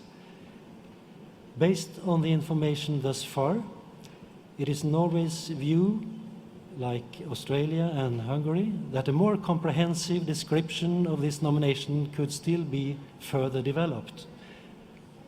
Norway, therefore, supports the amendment for referral and encourage the State Party to continue the constructive dialogue with the advisory body. Norway welcomes and encourages the thematic study on maritime silk routes commenced a year ago and the potential for serial World Heritage nominations within such a frame. Hopefully, the State Party will continue its significant support and contribution to this important study in collaboration with the World Heritage Center and the advisory bodies. Thank you, Madam Chair. Thank you very much. Now, Spain, you have the floor. Gracias, señora presidenta. Simplemente apoyar las intervenciones de otras delegaciones en cuanto a que España también apoya la enmienda presentada de devolver al Estado parte para que tenga oportunidad de profundizar y de justificar con mayor consistencia tanto la autenticidad como el valor universal excepcional. Dada la complejidad de los bienes seriados, entendemos que la ayuda de los órganos consultivos también será necesaria y bueno, invitamos a que colaboren conjuntamente. Muchas gracias. Thank you very much. Now I give China the floor to answer the questions. Thank you, Madam Chair. As many distinguished international colleagues mentioned, historic monument site of ancient Quanzhou Zatong is a serial property that features outstanding achievement and the contributions resulting from the interchange and the fusion of values of diverse cultures, both tangible and intangible, through maritime routes over the specific period of the 10th to 14th centuries. The serial properties, both collectively and individually, maintains a high level of authenticity and integrity within the framework of the cultural diversity. However, in fact, in its report, ICMOS has set a nomination precondition for this project that are not supported by the existing World Heritage rules and practices. That is, there must be a mature, integral thematic study of ancient international maritime trade and the cultural exchange associated with the nomination, and the attributes and the features of the nomination as an ancient port and the node of cultural interchange must demonstrate the urban fabric. It seems that ICMOS, its evaluation report, does not fully consider the commonly used way, which is indeed logical and practical of presenting a World Heritage site that features as a monument and site. Furthermore, ICMOS in its evaluation report also questioned the authenticity and integrity of the nomination, with ambiguous arguments that are not supported by concrete information and related analysis. Even ICMOS seems to neglect the fact that some major restoration work carried out in the 10th to 14th century, but not in recent modern period. The City Party is in the comparative analysis provides related properties of monument sites and historical towns inscribed on the World Heritage list. Long before relevant and mature thematic study was established. But ICMOS then explained its evaluation report that the cases cited about the comparative analysis were inscribed because they were outstanding enough in their own. So the logic of ICMOS can be understood as the following properties can be nominated before the potential thematic framework is mature if they are outstanding enough. However, the criteria to justify if the property are outstanding enough or not should be based on the maturity of the thematic study. Such logic can somewhat is a chicken and leg paradox. This really makes us confused and helpless. Some senior international colleagues deeply share the same feeling about this. I'm sorry that I have to repeat one of the comments here whose reference has been authorized by the author, but that would make a little unhappy. The expert of the ICMOS technical evaluation mission was surprised after reading the ICMOS interim report and said, I have had a careful look at the report from ICMOS and I too am rather confused. The report in some cases I really do not understand what they mean. When reading the final evaluation report of ICMOS, they even comment the justification of the criticism of the submission by the State Party are extremely biased and negative. Indeed, the whole document is very strange. So as a result, the party has to request the committee of the e-commerce evaluation will start by the committee re-examination. We are sorry, but we have to do so. Thank you again.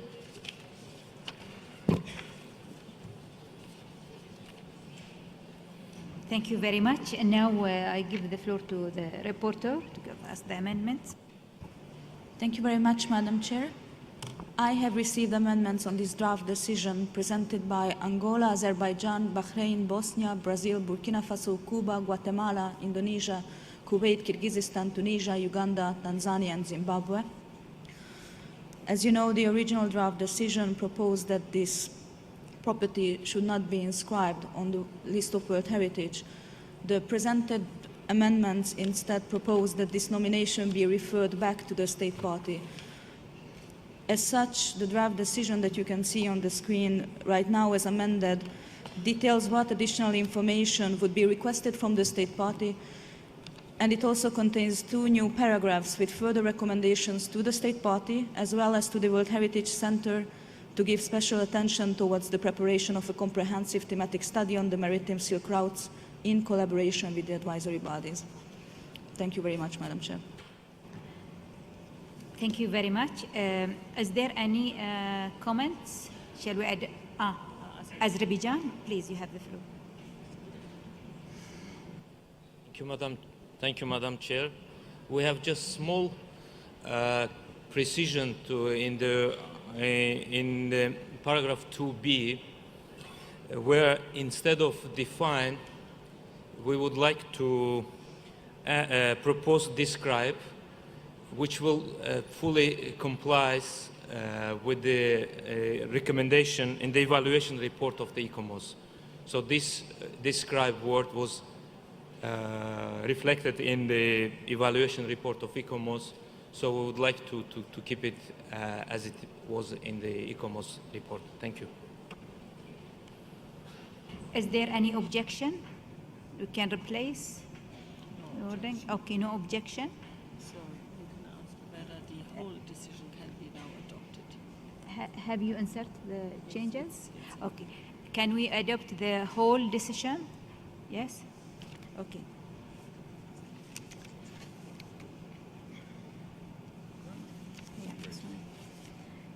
I therefore declare draft decision 42, 8B, 18 adopted. Now I give the floor to Mrs. Rossler to explain, to clarify some points. Thank you very much, Madam Chair. I have heard a question from Brazil or a comment from Brazil on the issue of serial nominations and serial sites. I would like to inform the committee that there have been reflections on this topic. It's the so-called Ettingen report, which is actually on our webpage. But this is a couple of years ago, and you have experienced quite a number of new serial nominations, even serial transboundary nominations, which came in from 12 countries. So I think the advisory bodies and the World Heritage Center would be very happy to continue the reflections with the committee to encompass some of the concerns which were raised here in the committee. Thank you very much, Madam Chair. And I see China before we have the announcements. Thank you. Thank you very much. China, please.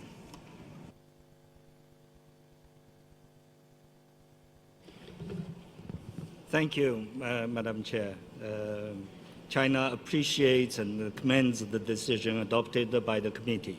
China expresses sincere gratitude to the members of and experts of the World Heritage Committee for their scientific spirit, professionalism, and impartiality. As stated in the dossier submitted by China, the Quanzhou project has the outstanding universal value required by the World Heritage List, and the value it carries has not only important historical significance, but also positive relevance to the world today. China is willing to engage in dialogue and strengthen the cooperation with advisory bodies in order to inscribe this important serial nomination in the World Heritage List at its earliest possible dates. Thank you. Thank you very much. We have announcement, and then we can. Thank you very much, Madam Chair. So tonight you have at 6:30 the making of the policy compendium, which is in room Muharak, and at 6:30 also the Belize Barrier Reef Reserve Systems, the power of collective action, in room Hava, which is following the great success of the removal of the Belize Barrier Reef. And as usual, we have the Bureau tomorrow at 9:30. So have a nice evening. Thank you. Thank you very much. We come to the end of our session of today. We see you tomorrow.